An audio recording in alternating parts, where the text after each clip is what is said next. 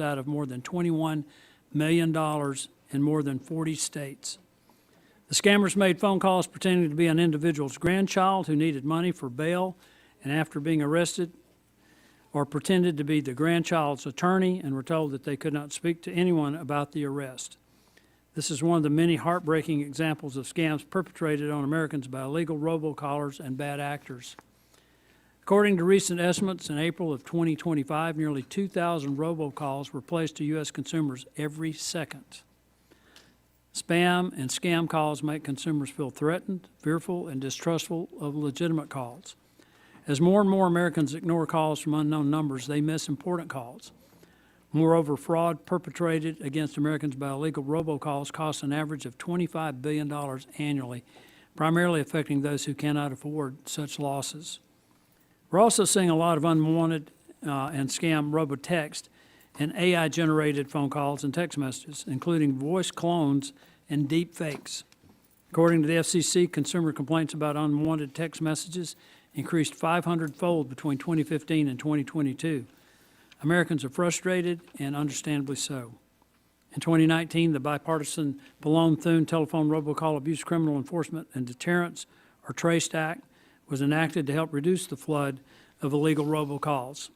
The Trace Act allowed the FCC and law enforcement to impose stricter penalties for intentional violations of the Telephone Consumer Protection Act, or TCPA. Improved adoption of technical solutions like stir and shake and call authentication framework, and established a federal interagency working group to combat illegal robocalls. As a result, U.S. telecommunications carriers have made progress implementing stir, shaken into their networks. This framework authenticates that phone calls are coming from legitimate phone numbers, which helps reduce the number of spoofed and illegal robocalls. Generally, to operate within the U.S., voice service providers must now implement robocall mitigation programs and file these plans and their stir, shaken compliance certifications in the robocall mitigation database overseen by the FCC. Moreover, in July 2020, the FCC recognized the USTelecom Industry Traceback Group as the single registered consortium to conduct private-led traceback efforts that identify the source of an illegal robocall. The FCC has also taken measures to address the growing burden of unwanted and scam robotext and abused AI technologies. Specifically, in March 2023, the agency adopted regulations targeting scam robotext. In addition, industry actors have partnered with federal agencies to launch new programs such as robotext tracing. Lastly, in August, the FCC proposed rules to protect consumers from AI-generated robocalls and robotexts.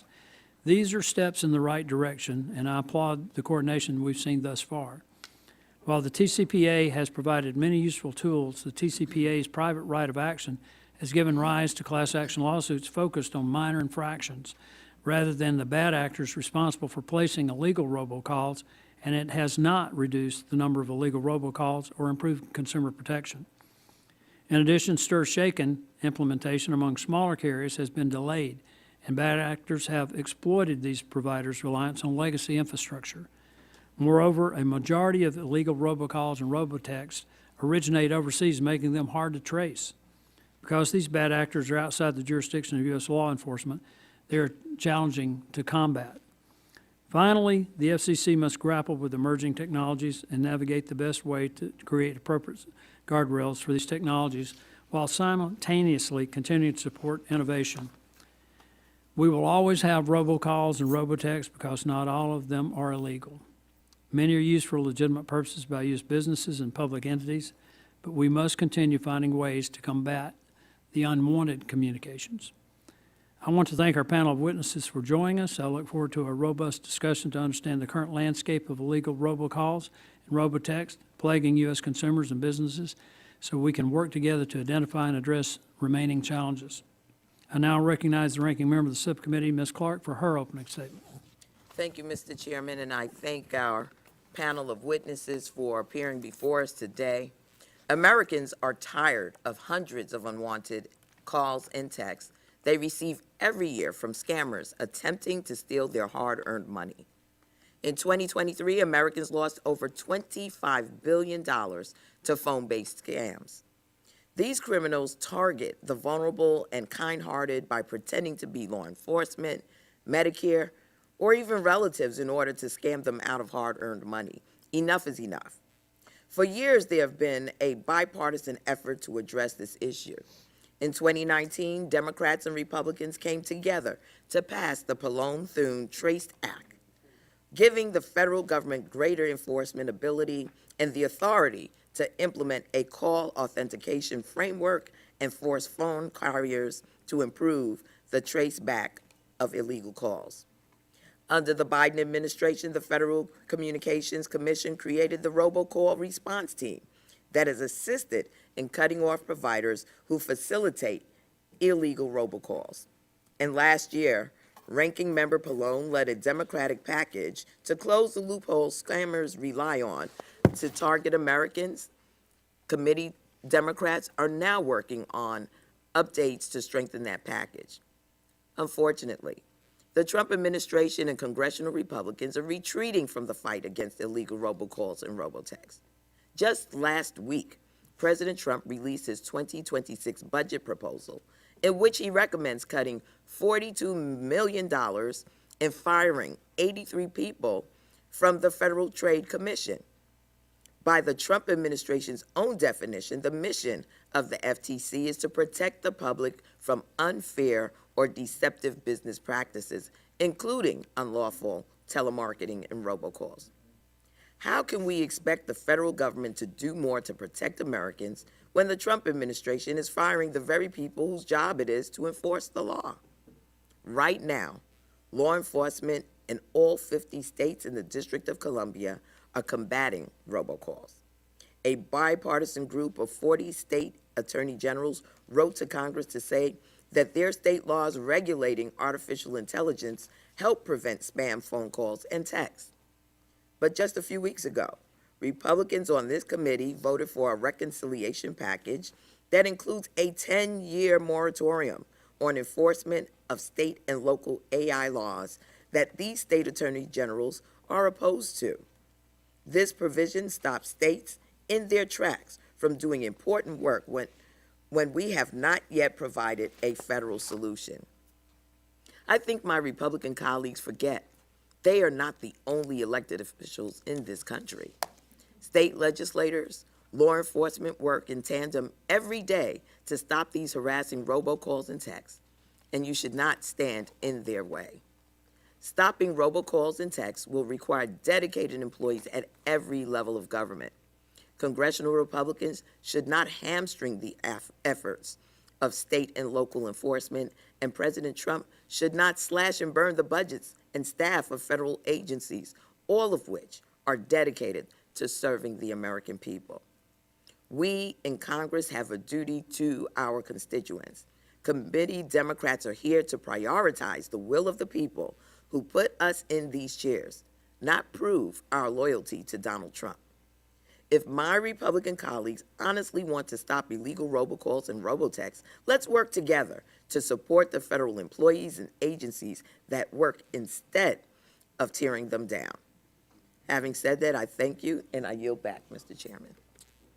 Chair now recognizes the chairman of the full committee, Mr. Guthrie, for 5 minutes for an opening statement. Thank you, Chairman Palmer, and I thank the ranking member, Clark. I thank you for holding this hearing. A lot of times when we're back from our breaks away from home, people in D.C. ask us, what are you hearing back home? And I will tell you, I mean, of all the things going on in Washington, D.C., one of the number one things I hear is robocalls. And I was sitting with a good friend of mine who's a little older and just chatting with him for about an hour during the break, and I bet his phone rang 4 or 5 times, and each one was a robocall. So this is important. It's important to the American people. It's not just because of the annoyance. It's because of the people that get ripped off with these people. And there are over 52 billion robocalls, and that's 4 billion calls a month, an average of 13 calls per person. At the outset, I'd like to state that many robocalls are both legal and necessary. Robocalls are used to convey public service announcements and emergency messages. They're used for announcing school closures and providing reminders of upcoming appointments and payments. These are the calls that we want, but a large number of robocalls are illegal and are used to defraud, harass, and deceive customers.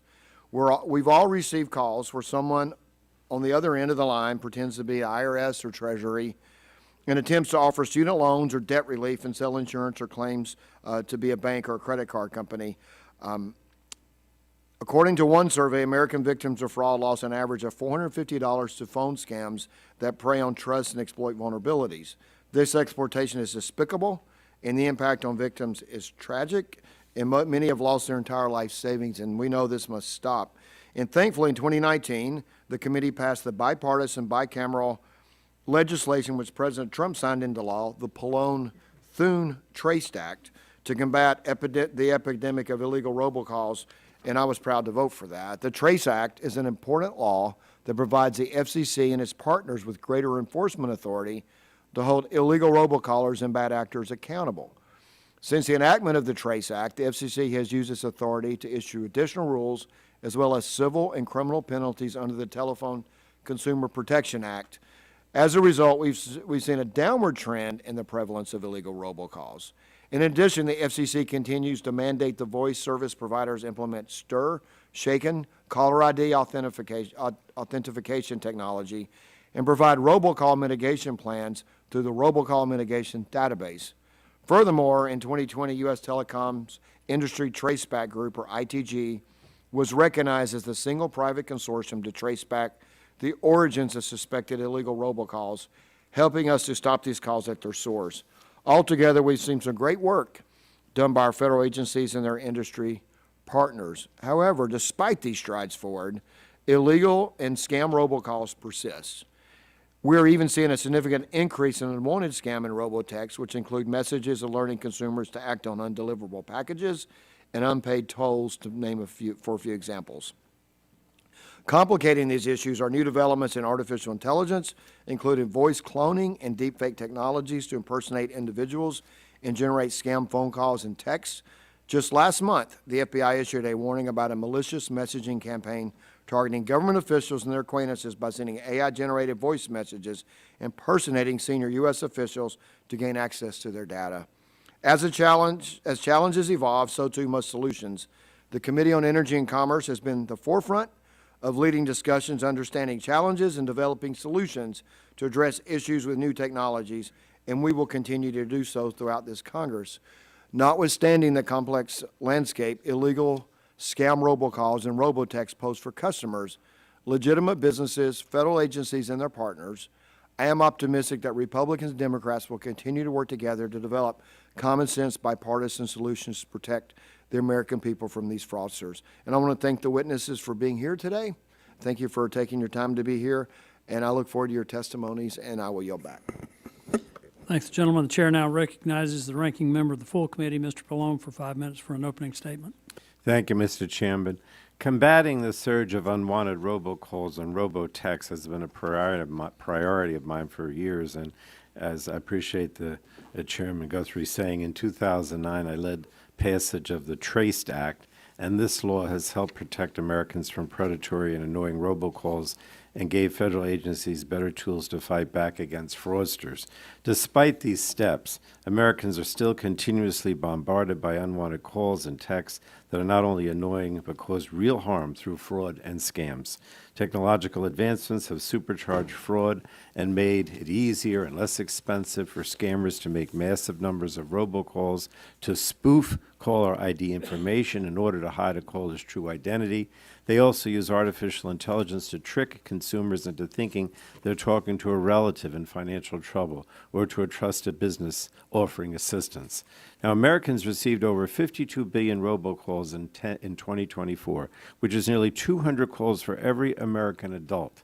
Scams targeting seniors are especially rampant and take many forms, including calls or texts claiming to be from grandchildren or law enforcement or Medicare, all aimed at bilking money from the senior citizen. And robotexts are increasingly problematic, using automated text messages that trick recipients into clicking damaging links, providing personal or financial information, or paying for fraudulent items or services. And Congress has to continue to update the authorities we've given both to the FTC and the Federal Communications Commission to crack down on robocalls. We must also consider legislation focused on robotexts and provide our consumer protection agencies with adequate funding and staffing to hold bad actors accountable. The Traceback gave the FCC increased authority to require carriers to implement a call authentication framework and stepped up enforcement action against bad actors and directed carriers to develop better tools to protect their customers.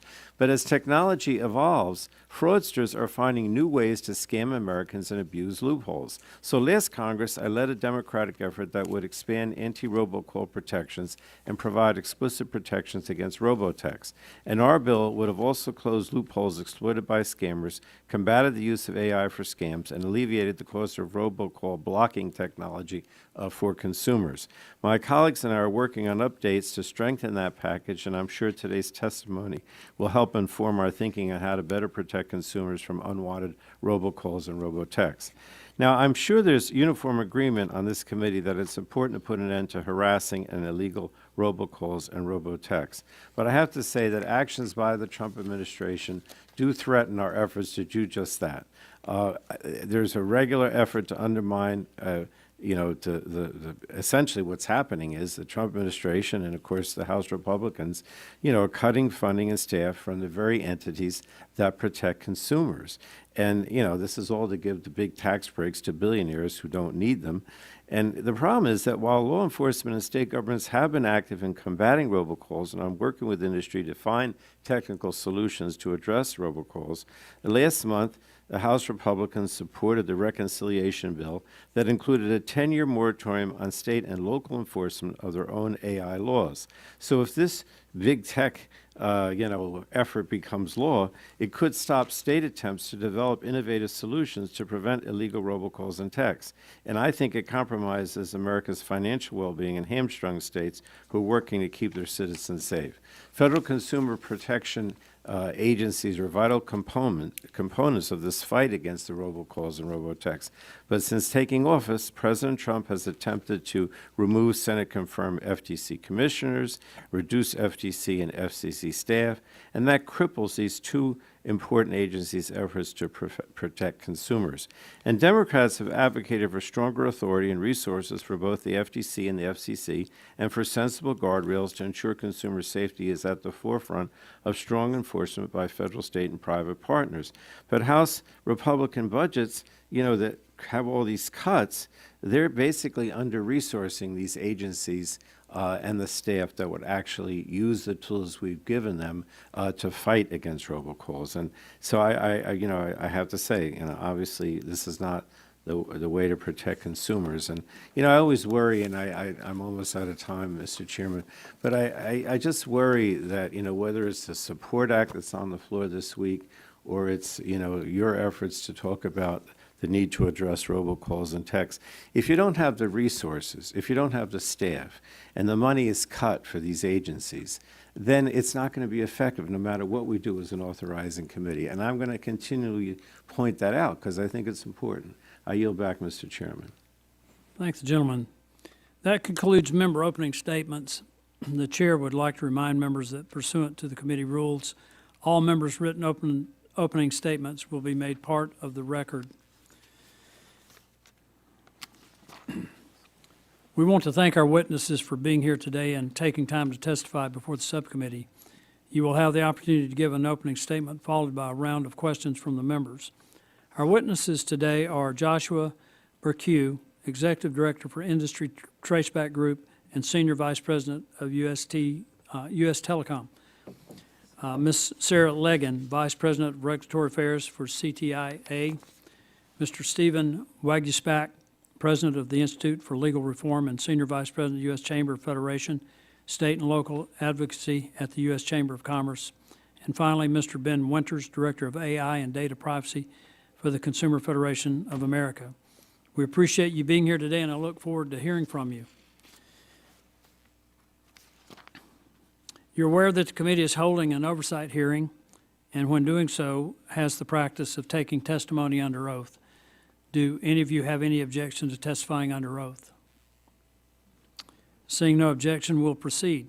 The chair advises you that you're entitled to be advised by counsel pursuant to House rules. Do you desire to be advised by counsel during your testimony today? Seeing none, please rise and raise your right hand. Do you promise to tell the truth, the whole truth, and nothing but the truth, so help you God? Seeing the witnesses answered in the affirmative, you're now sworn in and under oath, subject to the penalties set forth in Title 18, Section 1001 of the United States Code. You may be seated. With that, we will now recognize Mr. Bercu for 5 minutes to give an opening statement.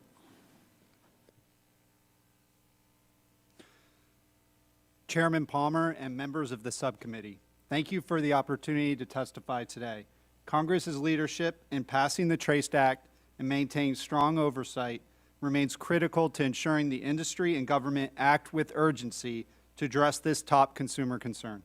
Your commitment remains vital to sustain the vigilance, innovation, and coordination needed in our continued and evolving fight against scam calls. I'm Josh Bercu, Executive Director of the Industry Traceback Group, or ITG, which is the FCC-designated Traceback Consortium under the Traceback Act, and Senior Vice President at USTelecom. Let me start with the bottom line. The Traceback Act worked. When Congress passed the Traceback Act, robocall complaints were nearing a crisis point, doubling at the FTC from 1.7 million in 2014 to nearly 4 million in 2019. Today, they're down more than 70%. FCC complaints are down 77%. That's real progress. It didn't solve everything, but we now have tools and a mandate to fight back. Over the past 6 years, we've built a framework that makes it harder and riskier for bad actors and criminals to infiltrate our networks. But it's neither hard nor risky enough, and the threat is evolving.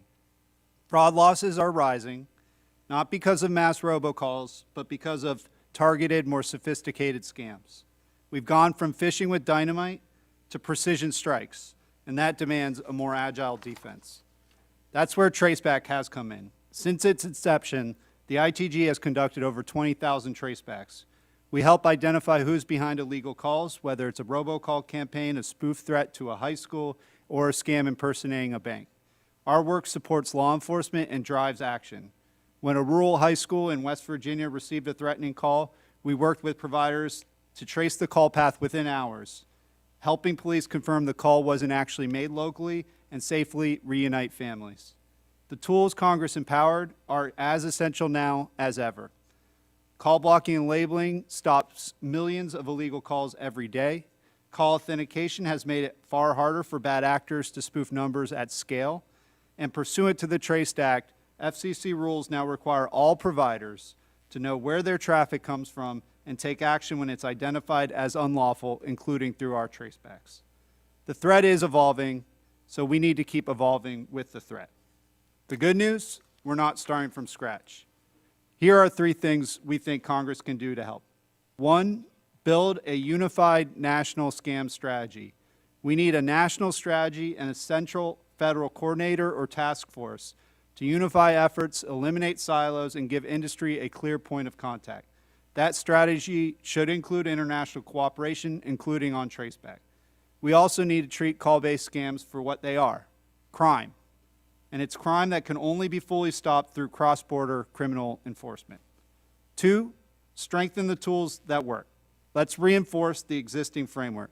Extend the FCC's Traceback designation cycle and provide narrow immunity so we can plan, invest, and act decisively without being distracted or deterred by an annual administrative process or the risk of nuisance lawsuits. We've also worked on new tools to explore other aspects of unlawful calling campaigns, and with congressional backing, they could become permanent and powerful parts of the toolset. 3, unleash and promote cross-sector collaboration. Some of the most meaningful progress we've made has come from collaboration. We've launched a pilot with banks and carriers to trace spoof numbers pretending to be the banks, a model of the cross-sector collaboration we need more of. But barriers can get in the way. Right now, providers may hesitate to share intelligence simply because rules and risks aren't clear. A narrowly scoped safe harbor could change that, clarifying that sharing information to prevent fraud is not only allowed, but encouraged. Blame won't stop fraud, but partnerships can. The Traceback Act was a turning point, but we need to keep adapting and fighting back. Thank you for your leadership. I look forward to your questions. Chair now recognizes Ms. Leggin for 5 minutes for your testimony. Chairman, Chairman Palmer and Guthrie, Ranking Members Clark and Pallone, and members of the subcommittee. On behalf of CTIA and the wireless industry, thank you for the opportunity to testify today. CTIA commends the committee for its leadership in protecting Americans from the scourge of illegal and unwanted robocalls and robotexts. Consumers rely on wireless more than ever for voice calls and text messaging. As reported last year, Americans devoted nearly 2.4 trillion minutes to voice calls, and they exchanged more than 2.1 trillion text messages. And texts have a 98% open rate, evidencing just how much consumers open and read and trust their texts. Unfortunately, bad actors know how much consumers value and rely on wireless voice and text messages. As they've increased their deceptive efforts, we've increased our efforts and our success in combating them. So today, first, I want to talk about how we're working to stop robocalls, and then I'll turn to the similar but different challenges we face when it comes to robotexts. First, on robocalls, we appreciate the committee's actions through the Trace Act to provide the FCC with new tools to combat illegal robocalls. Under this framework, the wireless industry is helping lead the way in advancing consumers' control over the voice calls they receive. Although automated calls from your pharmacy, school, or charity can be helpful and enhance consumer welfare, too many of them are intrusive and a consumer pain point.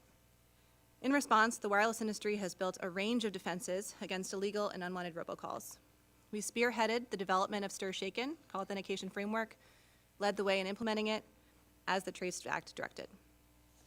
In addition, wireless providers and their partners have launched a variety of powerful tools to regain consumer control over the calls they receive.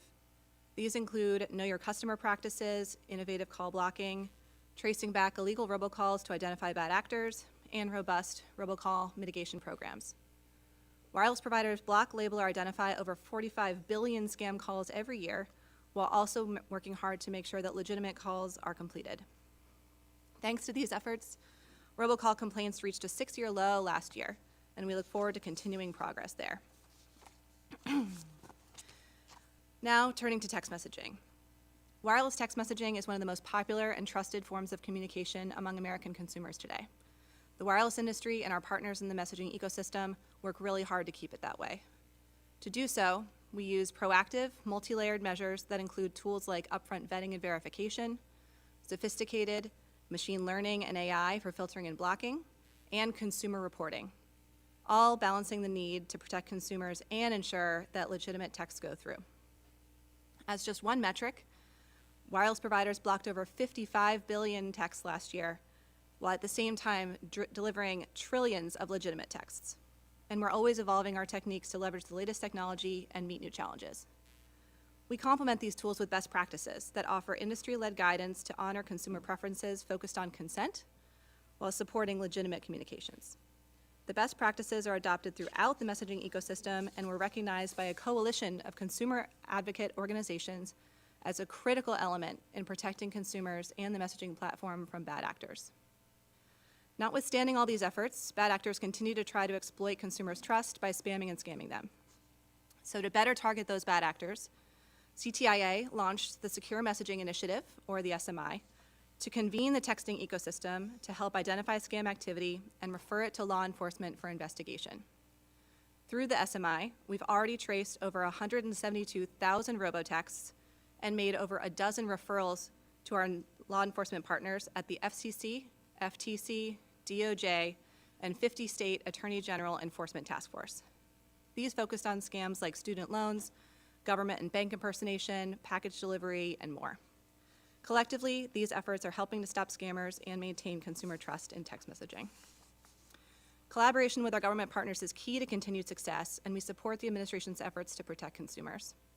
Chairman Carr at the FCC has made cracking down on illegal robocalls a top priority, and we support this effort. And we acknowledge Ranking Member Pallone's Do Not Disturb bill with the goal of combating consumer fraud. Finally, we encourage Congress to take steps to support action against the bad actors behind illegal robocalls and robotexts. Many agencies are working hard to fight consumer fraud, but lack the personnel or resources to bring cases. To help out, Congress could have agencies report on their current consumer fraud resources and actions, and leverage that information to prioritize support. With more resources at the federal and state levels, Congress can help take bad actors off the field and stop illegal robocalls and robotexts at the source. Thank you for the opportunity to testify today. We We look forward to working with you all to protect consumers from intrusive and illegal robocalls and robotexts. Chair now recognizes Mr. Waguespack for 5 minutes for your testimony. Let's try that again. Thank you, Chairman Palmer, Ranking Member Clark, and members of the subcommittee. My name is Stephen Waguespack, and I serve as president of the U.S. Chamber of Commerce's Institute for Legal Reform, more commonly known as ILR. The ILR is a division of the Chamber whose mission is to champion a fair legal system that promotes economic growth and opportunity. We believe that an effective legal system is critical to helping both customers and business owners. Thank you for the opportunity to testify today about the robocalling landscape and how American businesses are protecting consumers. There are 4 main points I'd like to cover in today's hearing. Number 1, legitimate businesses support and are helping to lead efforts to crack down on illegal and abusive robocalls and robotext. Businesses have every incentive to ensure that consumers continue to trust these communications. The illegal calls and texts that seek to defraud U.S. consumers begin with bad actors exploiting the reputation and goodwill of trusted American brands.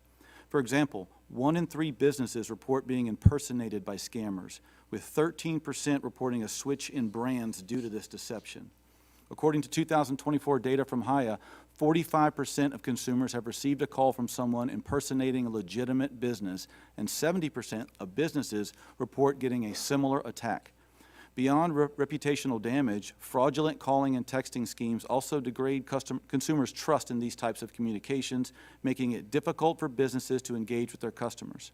That's why many companies are proactively helping regulators trace these bad actors and going on the offensive by fighting back directly against them.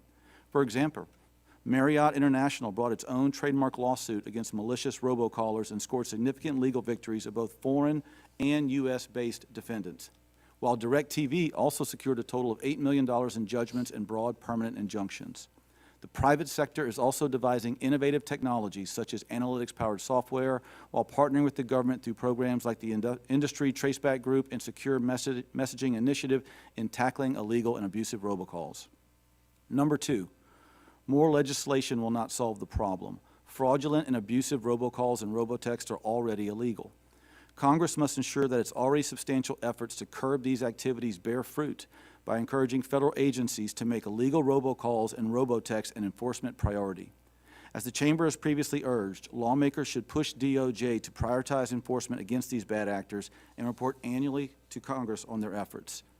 There is optimism that focus on this topic could be welcomed by the DOJ, as we have seen the FCC and FTC utilizing tools like the Traceback program to increase the focus on bad actors. Number 3, and most critically, the TCPA's private rights of action provisions continue to fuel abusive litigation against American businesses. This difficult operating environment hurts both businesses and consumers and is undermining the proactive efforts by this Congress to address the very real problem of scammers. The private right of action provisions in the TCPA make it more challenging for legitimate businesses and organizations to send and for consumers to receive good calls and texts, such as appointment reminders, notifications about school closures, and other communications that consumers want. At the same time, it does not deter bad calls and texts, such as fraudulent and harassing communications that originate from bad actors. It is critical that Congress distinguish between these 2 types of calls and limit the ability of a handful of aggressive plaintiff firms to dominate the market for these suits. Congress should also encourage the FCC to simplify TCPA regulations to boost compliance, ensure certainty for legitimate businesses, and focus on addressing bad actors. 4th and finally, Congress could utilize the precedent set in other federal and state statutes to limit the abuse of private rights of action found within TCPA by implementing 1, reasonable damage caps, 2, clear safe harbor provisions, 3, limits on unreasonable attorney fees, and 4, mandatory disclosure of any usage of third-party litigation financing, known as TPLF, in these TPCA cases to ensure consumer rights are protected. The business community wants to end illegal robocalls and robotexts to foster a safe and trustworthy communications ecosystem for businesses and their consumers. As Congress considers path forward, the enforcement should be a top priority of all federal agencies, and Congress should consider reforms to prevent legitimate businesses from being ensnared in abusive TCPA litigation. Thank you for your work to date on this topic, and to the subcommittee for the opportunity to discuss these important issues. I look forward to answering your questions. Thank you. Chair now recognizes Mr. Winters for 5 minutes for your testimony. Chair Guthrie, Ranking Member Pallone, Chair Palmer, Ranking Member Clark, and members of the subcommittee, thank you for inviting me to testify before you on this important issue. I'm Ben Winters. I'm the Director of AI and Privacy at the Consumer Federation of America, or CFA. CFA is an association of nonprofit consumer organizations established in 1968 to advance the consumer interest through research, advocacy, and education. There is a staggering amount of monetary and emotional harm caused by scams perpetrated through robocalls and robotexts. Consumers lost over $12.5 billion to scams last year, which was a 20% increase from 2023. Even when no money is lost, there's a constant sense of annoyance and need for vigilance. Americans received an estimated 19.2 billion robotexts and 5 billion robocalls last month alone. And just this morning, the Washington Post featured the fact that there's a 5 times jump in scam losses from schemes that started in tech since 2020. In this testimony, I'll be highlighting how underregulated technologies like AI are making these problems worse, how federal consumer protection agencies can be doing more, and how Congress can act to protect consumers from this annoying and dangerous problem. Generative AI reduces the time and effort criminals have to expend in order to deceive their targets. Products like ChatGPT can create quick and unique human-sounding scripts that can be sent in text or read by humans or AI-generated voices, and it's easy to make variations that make them difficult to spot. In CFA's recent Scamplified report, we illustrate how easy it is to use ChatGPT to generate text with an urgent ask to add $50 worth of Bitcoin to a wallet. It spat out 30, 50, 100 texts with common women's names and real hospitals in common U.S. cities to create urgency. It even continued to spit out text when we asked it to target it with someone that might have dementia. And it's not just text generators. Voice cloning tools can now replicate anyone's speech using just a few seconds from a phone call or a podcast interview. Scammers have exploited this to impersonate loved ones, such as in grandparent scams you've already heard about today. Consumer Reports investigation showed popular voice cloning platforms don't require the user to verify their identity or gain consent before creating these voice clonings. Beyond AI, there's a host of companies in what we call the scam stack, all of which are fueling an increase in scams. These include data brokers that that sell data en masse based on people's behavior, purchases, relationships, location, and more, automated content delivery, things like we're talking about today, and methods of reporting which can be improved to bridge the gap between a victim and the authorities that could help. Federal consumer protection agencies tasked with stopping scam robotexts and robocalls like the FCC and FTC are being stripped down and distracted. The consequence is stark. In April, the Department of Justice eliminated their consumer protection branch entirely. This is the branch that brought a landmark criminal case against a data broker that sold over 30 million records of elderly Americans that was then used to perpetrate a scam. This type of enforcement of upstream actors is exactly what we need to see, and it's troubling to see that agency get axed. Americans deserve an FCC that is focused on the complicated robocall ecosystem, and they have done a lot to try to address it. But the agency leadership right now seems focused on controlling the speech and hiring practices of entertainment companies that are perceived to be the enemies of the president instead of ramping up rulemaking and enforcement as an independent agency.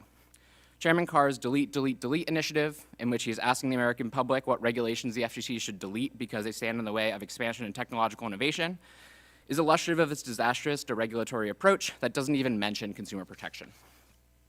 At the FTC, the firing of key staff and critically 2 of the 5 commissioners have left the agency ill-equipped to protect American consumers. The agency must finalize the individual impersonation rule so they can deter and enforce violations of widespread things like voice cloning, like they have started to do with government and business impersonation, which they finalized last year. Both agencies must prioritize enforcement against upstream actors, such as voice service providers and AI developers, who knowingly facilitate these harmful practices. These intermediaries are critical to how illegal calls and texts scale and are essential to meaningful accountability. Congress has to hold upstream actors accountable, as just like I talked about, strengthen enforcement tools beyond just what's in the Trace Act, increase transparency, and mandate consequences for known bad actors throughout the call path. We also urge Congress to increase funding for state enforcement, pass privacy laws restricting data brokers, and require responsible AI moderation and transparency. One thing Congress absolutely should not do right now is pass a moratorium on regulating AI at the state level. The scale of these problems is one of many reasons it's not the time to do this, and if states can create transparency or establish appropriate liability, we should welcome it, embracing the critical roles of states not only to protect consumers, but be the laboratory of democracy. Right now, the FTC, FCC, and CFPB risk being cops off of their beat, and Congress must empower them, resource them, and restore them in order to aggressively protect consumers. The American people deserve nothing less. Thanks again for the opportunity to testify, and I'm happy to answer any questions you might have. I thank you all for your testimony. We will now move on to questioning. I will begin and recognize myself for 5 minutes. Mr. Bercu, the Broadband Association's Industry Traceback Group conducted more than 3,600 tracebacks of suspected unlawful robocalls in 2024. Generally speaking, what percentage of unlawful robocalls are foreign originated? Thank you for the question. So I don't have an exact number on how many came from foreign countries or foreign entities, but we do know that a lot of the fraud does come from abroad. Illegal telemarketing, we see that sometimes originate at home, sometimes abroad, but a lot of the fraud does originate overseas. And one of the things we've been seeing a lot lately is because so much of enforcement and regulation was focused on who brought the illegal call into the country, what we're now seeing is some of the bad actors spinning out U.S.-based LLCs so that we're tracing it to a U.S. entity that probably has no people in the United States at all. Do we, dealing with the foreign actors, though, it creates some tremendous challenges because we can't charge them with a crime right now unless they're operating in country. Is there any recourse through civil action? I mean, what recourse do you have to deal with foreign actors? And be as brief as you can. Yeah, I think we can do criminal action, and I think that needs to be a priority. The same people attacking us here are attacking other countries as well. I think there's a lot of opportunities for collaboration. And just to give you one anecdote, when the FBI did work several years ago with the Central Bureau of Intelligence in India to raid some of the call centers there, we saw IRS robocalls drop 80% overnight. Ms. Leggin, can you tell us how CTIA's Secure Messaging Initiative works to trace back robotext, and how effective has this been to stop illegal unwarranted robotext? Thank you for the question. CTIA's Secure Messaging Initiative was launched to convene the messaging ecosystem and the various players that have a role there in protecting consumers so that we can facilitate information sharing among the industry stakeholders to complement their existing industry tools to better fight the bad actors, and then to share that information with law enforcement partners at the FCC, FTC, DOJ, and the 50-state Attorney General Enforcement Task Force. To date, we've done over 172,000 robotexts as part of those information packages that we share with law enforcement, and we've done over a dozen of those packages that focus on scams that you all have seen, including government or bank impersonation, package delivery, and AI-enhanced scams as well. We continue to focus on the areas where we're hearing that scams are happening for consumers so that we give that information to law enforcement so they can prioritize their efforts to go after the bad actors and stop the traffic at the source. Mr. Bercu, I want to go back to you. How widely has the stir, shake, and caller ID authentication framework been implemented, and what percentage of the providers still need to implement the framework? So under FCC rules, it's implemented on the IP portions of providers' networks, and we've seen a shift in practice because of especially the high volume illegal telemarketers. One of the things, I think because of stir shaking, have moved away from spoofing to actually getting real numbers, which stir shaking doesn't directly address. Okay, Mr. Waguespack, in your testimony, you were talking about how the private right of action has been abused, and it's harmed by illegal and scam harmed by illegal. It's been abused instead of protecting people who've been harmed by scam robocalls.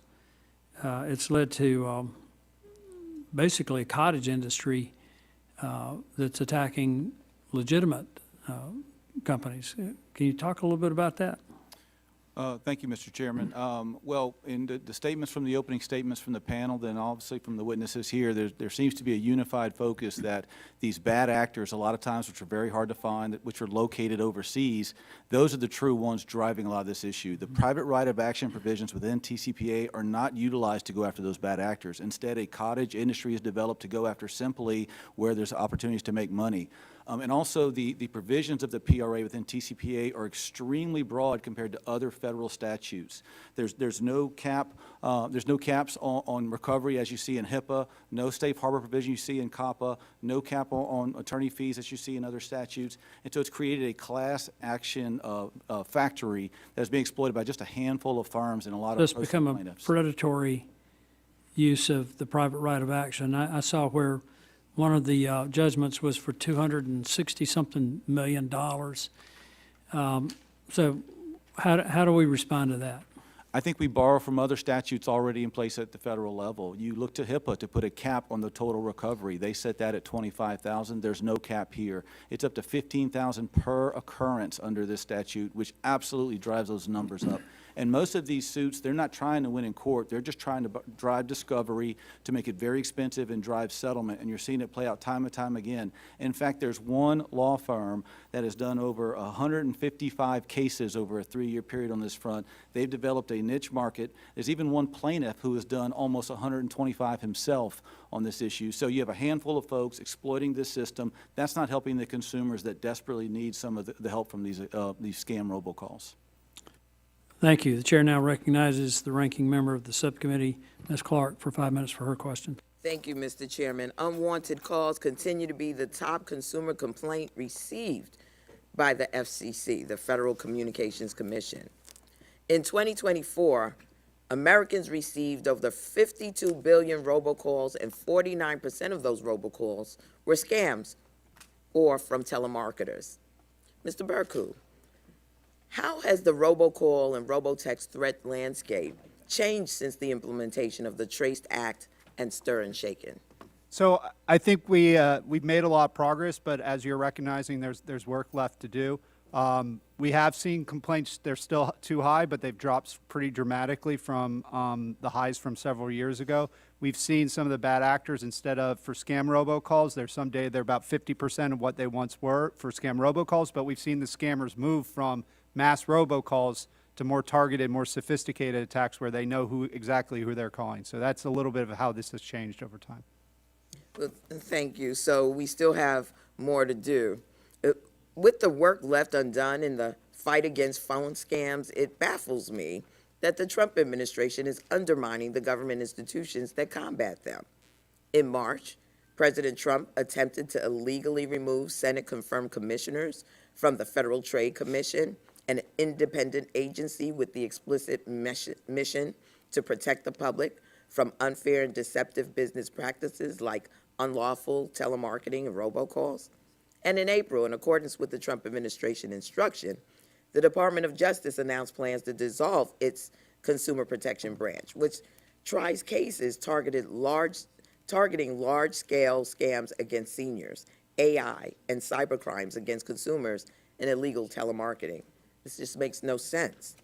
The Consumer Financial Protection Bureau, FCC, FTC, and the Department of Justice have all been hit by early retirements, terminations, and deferred resignations, and they are all agencies that combat the robocall problem we are gathered to discuss today. Mr. Winters, how does an unstable and depleted FCC and FTC workforce impact the role both agencies play in addressing the robocall scams? Thanks for the question. These under-resourced consumer protection agencies is just a big win for scammers, right? Less cops on the beat mean less consequences, and they can sort of act with impunity. And so what we need to be doing, and I think was reflected in all of our testimony today, is that we need more enforcement, more resources, and more proactive behavior. And everything about from firing commissioners to budget cuts goes exactly against that.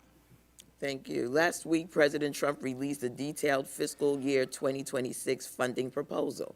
If enacted, this proposal would make permanent and add to the number of fired federal employees, including 74 at the FCC, 83 at the FTC, and 32 of which are identified as consumer protection roles. The proposal also cuts $42 million from the FTC and more than $18 million of which would go directly toward protecting consumers.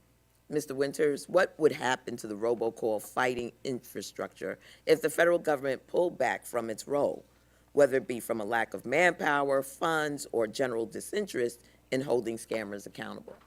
In the interest of time, I'll be simple in that it will get worse.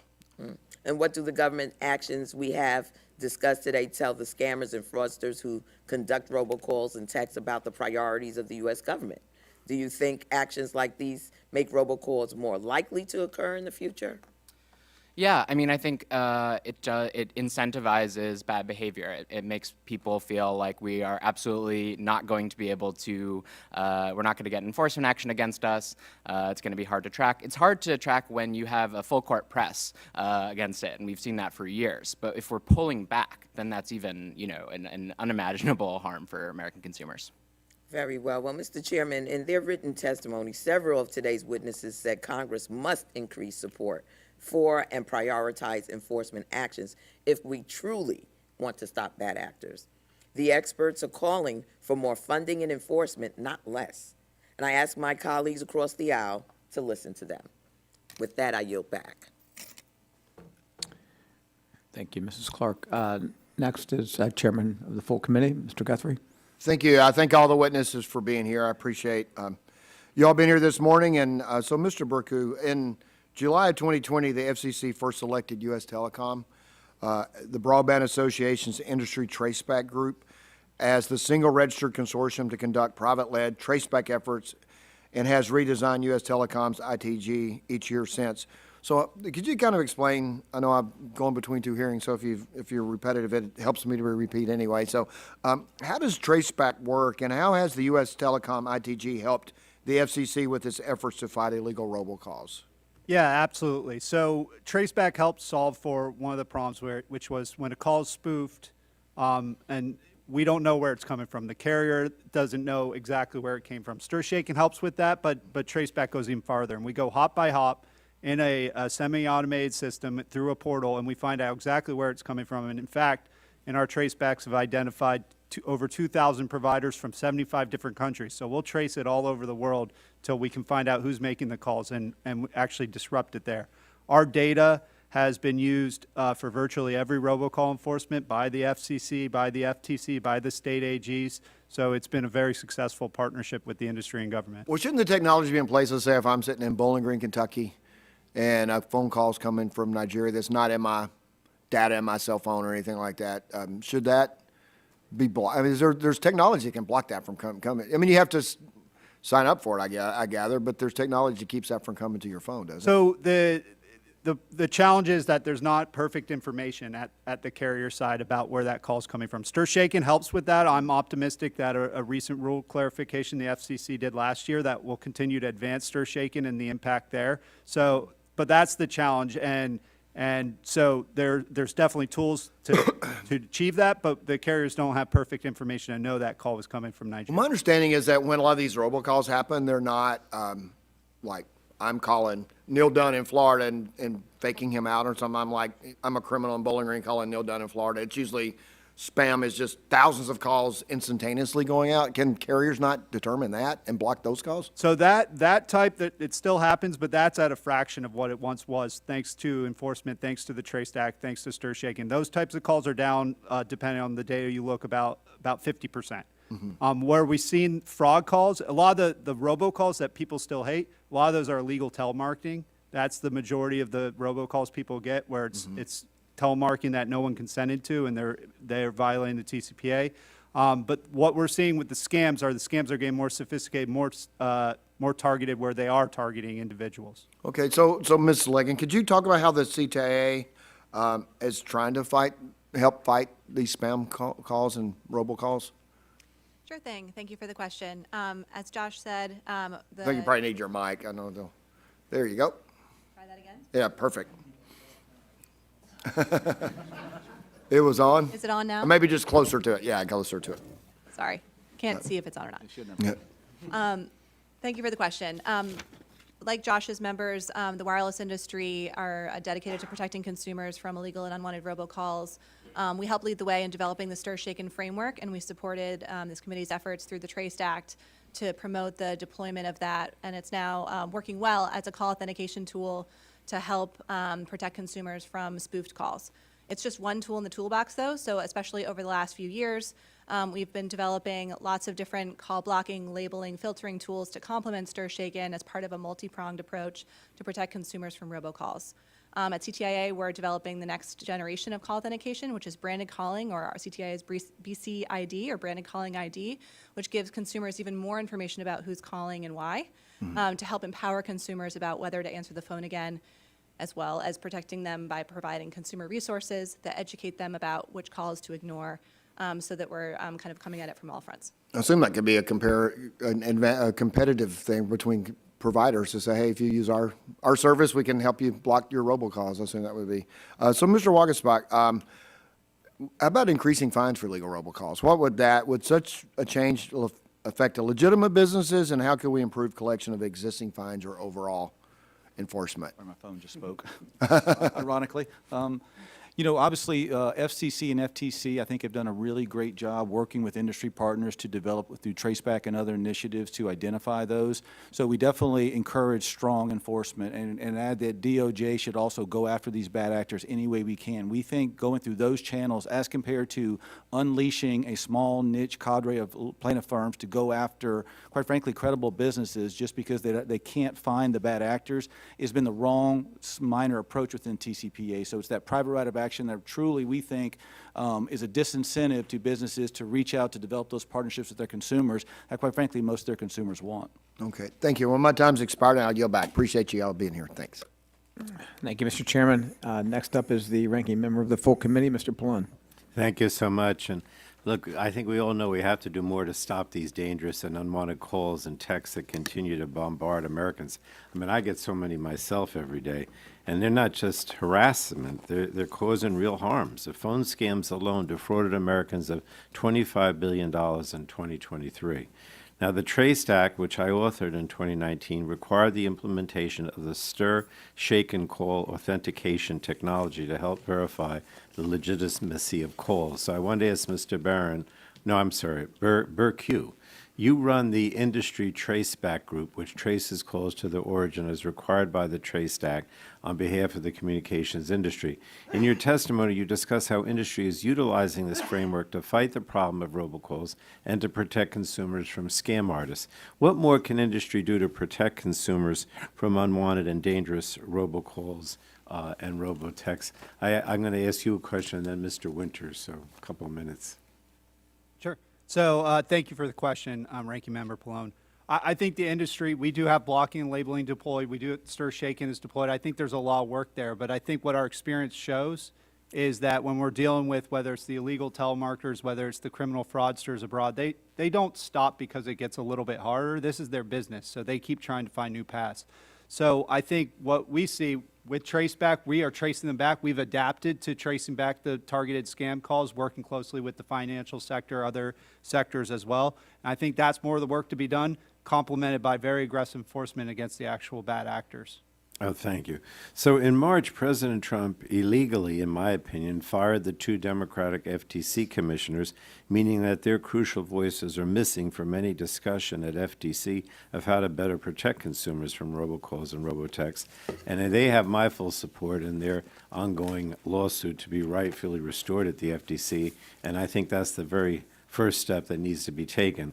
But just last year, I introduced and I mentioned also the Do Not Disturb Act, a comprehensive piece of legislation that aims to build on the success of the Trace Act, and it would ensure that scam artists using illegal robocalls or robotexts can't exploit new loopholes, as new technology makes it even easier for fraudsters to steal from Americans. So, Mr. Winters, I have 2 questions. You've got 2 minutes.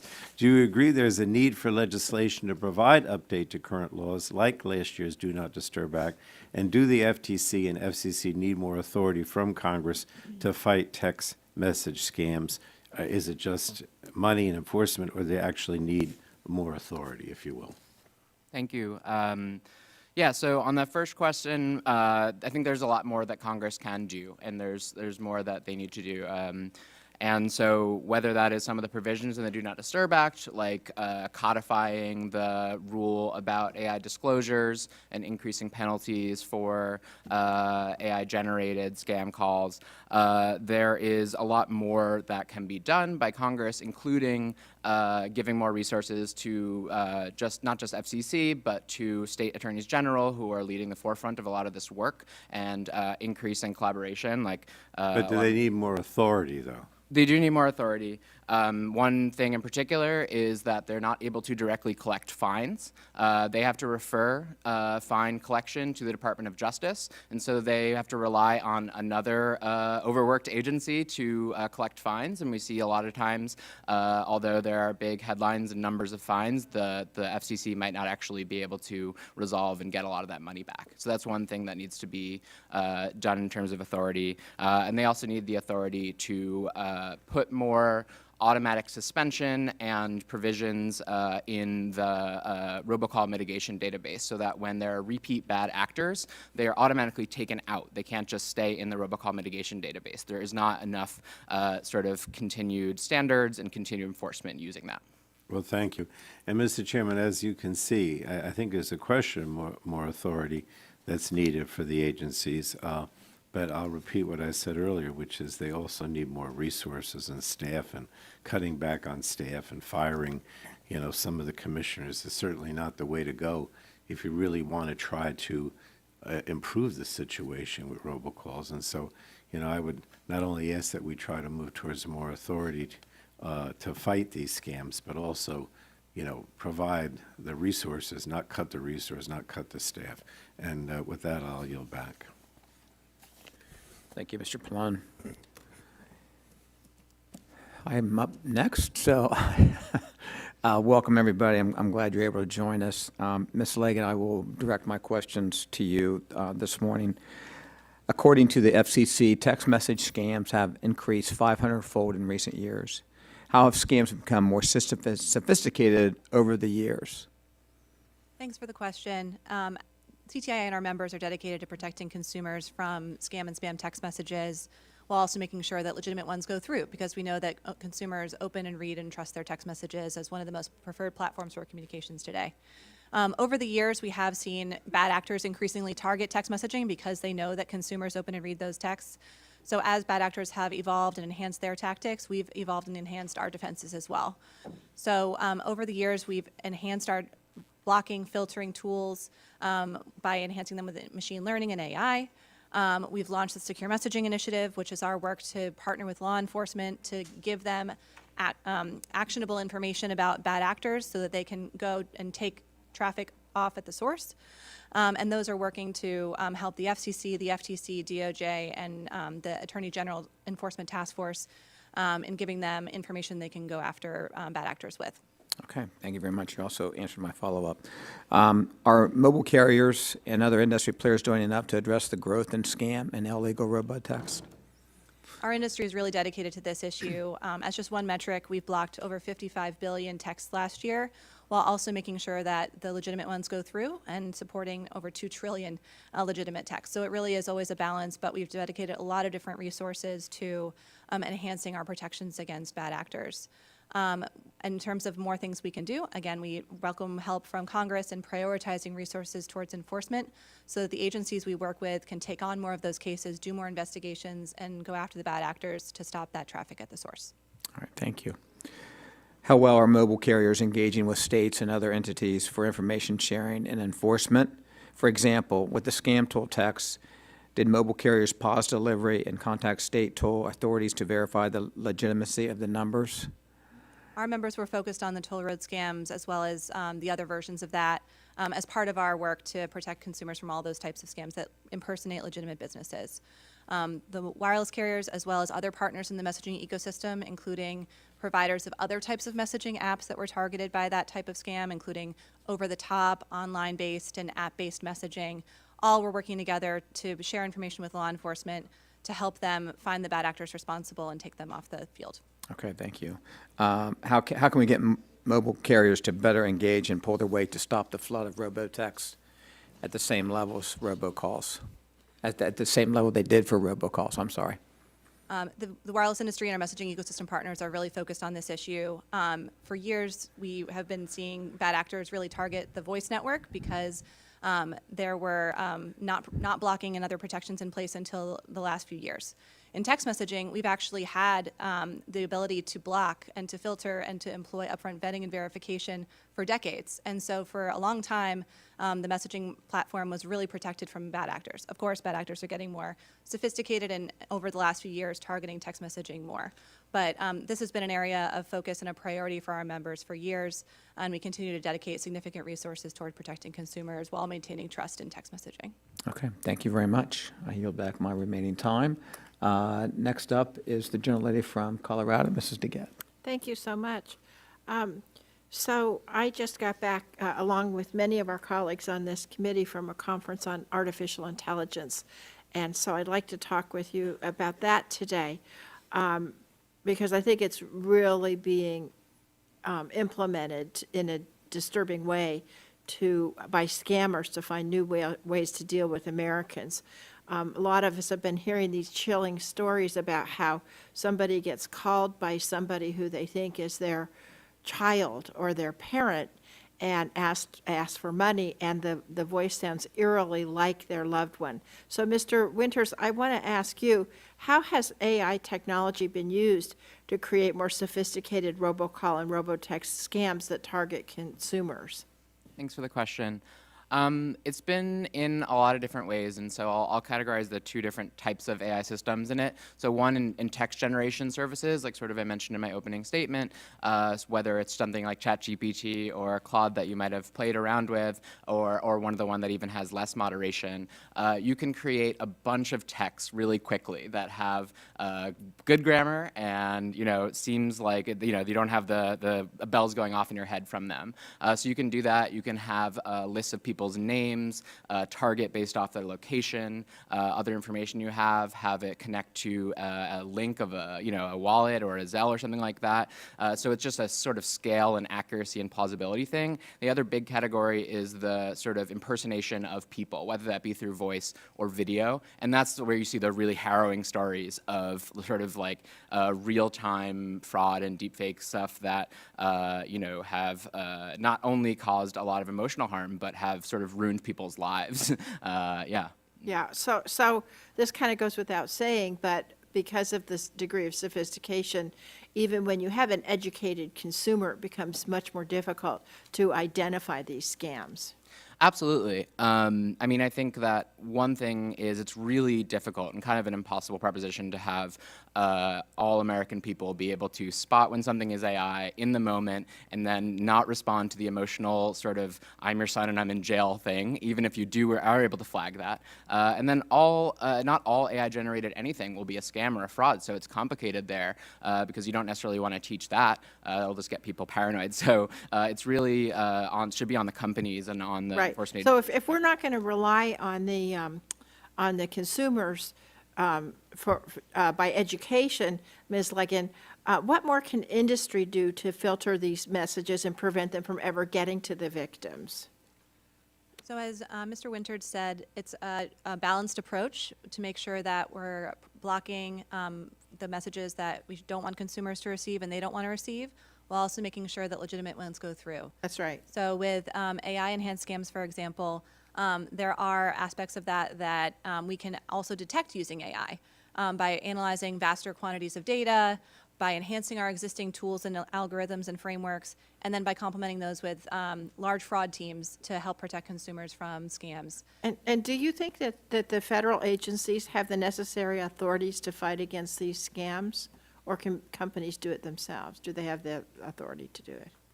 We value our partnerships with all the law enforcement entities, including the FCC, FTC. Right. Do you DOJ. think they have enough authority to do it? We think Yes or no will work. We think that the best way for them to continue to help us is by prioritizing resources towards enforcement. Resources. So that means Congress and the administration have to adequately fund them, right? We continue to work with No, our yes or partners. no will work. Yes. Okay. Mr. Winter, do you think they have enough authorities? No. And why is that? I mean, if they did and they had the resources as well, I think we probably would not be here today. They need an ability to, as I mentioned, follow up on the fines that they levy and actually collect those. They need sort of required transparency and basic moderation challenges, obligations for AI companies. There are lots of things that just using something like unfair deceptive practices authority are Okay, unequipped. thanks. We look forward to working with you to see Definitely. what new authorities we want. I just have a little time left, so I want to ask you one more question.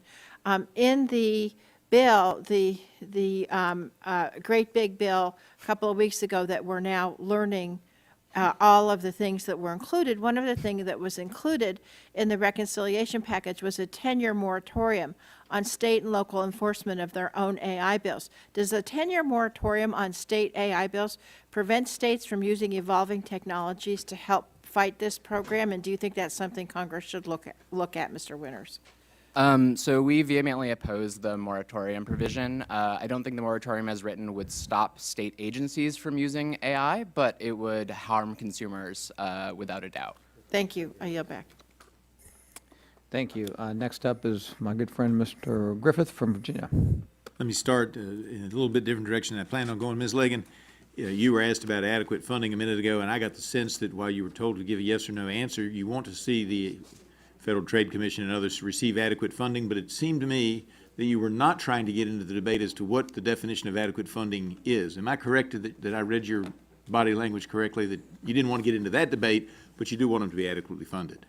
That's right. It's up to each agency to allocate resources to their enforcement teams. But what we've said is, and what we're seeing with our work with our enforcement partners, is that sometimes the consumer fraud protection folks lack the personnel or resources they need to go after cases. So we welcome information collection or just a way to try to allocate the existing resources. But it's also true that AI may make this much more efficient, and so we're looking forward to that too. Is that not correct? That's right. AI All right. poses. I got to move on to what I really was going to go after, Sure. both for you and Mr. Bercu.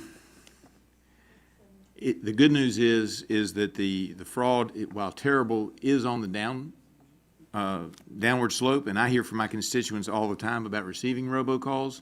And a couple of years ago, it was all about the fraudulent stuff, and they were concerned about that. But I will tell you, in the last year, particularly in the last few months, the real concern has become Medicare, and particularly Medicare Advantage solicitors, calling up the folks in my district, and I have an older population, generally speaking, than most districts, and they're just driving them crazy with all these calls. And a 2023 survey estimated that 30% of Medicare Advantage eligible beneficiaries receive 7 or more calls a week. I got to tell you, Mr. Chairman and witnesses, I've had constituents who've told me if they only got 7 a day, they'd be thrilled. That would be a down number. So what can we do, because this is a huge issue in my district, what can we do to make that situation better? Yeah, I think that those calls, if they're robocalls, if they're telemarketing calls, if they may be in violation of the TCPA, they may be violation of the telemarketing sales rule. So how do we get them to use, because I've said to folks as I've been talking with them, well, have you put yourself on the do not call list? And they say, yes, but it doesn't seem to change anything. So how do we make that better? I mean, so one of the things is, and we'd be happy to work with you, we've got to trace Please. back those calls. We have to see who is ignoring the law, get that information, get that to the right enforcement authorities to go after them. And we've seen success with that, like the auto warranty campaign was the same. We worked very closely with the states and the FCC, and that went from the most prolific robocall campaign in America to basically zero right now. So that's the answer there. All right, well, I'll be glad to work with you anyway, because, when I start going to events and I start hearing this at a majority of the events I go to, whether it be a street festival or a meeting of folks, that tells me we got a problem. Ms. Leggin, I got the toll texts. Of course, I called my staff assistant and said, how come you haven't kept my account up to date?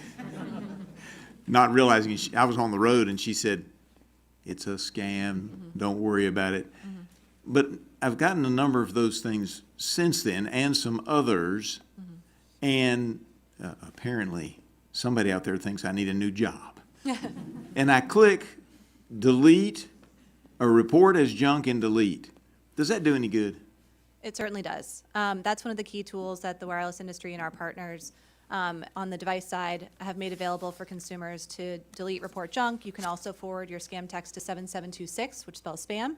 And both of those are key inputs for wireless providers and our messaging partners in making our algorithms and filtering and blocking more sophisticated and responsive to what we're hearing from consumers out there, like you and others in this room that have gotten those types of texts. In addition, we look at those types of scams and we develop evidence on them and refer them to our law enforcement partners for investigation through our secure messaging initiative as well, so that we're working to target the bad actors responsible. All right, I appreciate that. Mr., and I hope I get your name right, Waguespack? Pretty good, yeah. All right, not too bad. I don't know that I really have a question for you, but I'll just make a comment. As a recovering attorney, I hate the whole strike suit industry where they get a niche and they just go after things. I want people to be able to sue when they're legitimately harmed.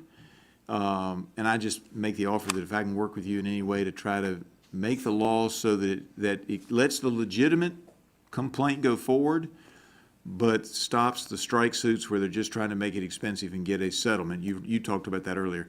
Just let me know what I can do to be of assistance. I will try. I appreciate that. That's the balance we're looking for, and the balance is found in other federal statutes all across the code. All right, I appreciate you. Yield back. Thank you, Mr. Griffiths. Next up is Mrs. Trahan. Thank you, Mr. Chairman. Well, I'm glad to know that the frustration of unwanted robocalls is as universal in Congress as it is with our constituents.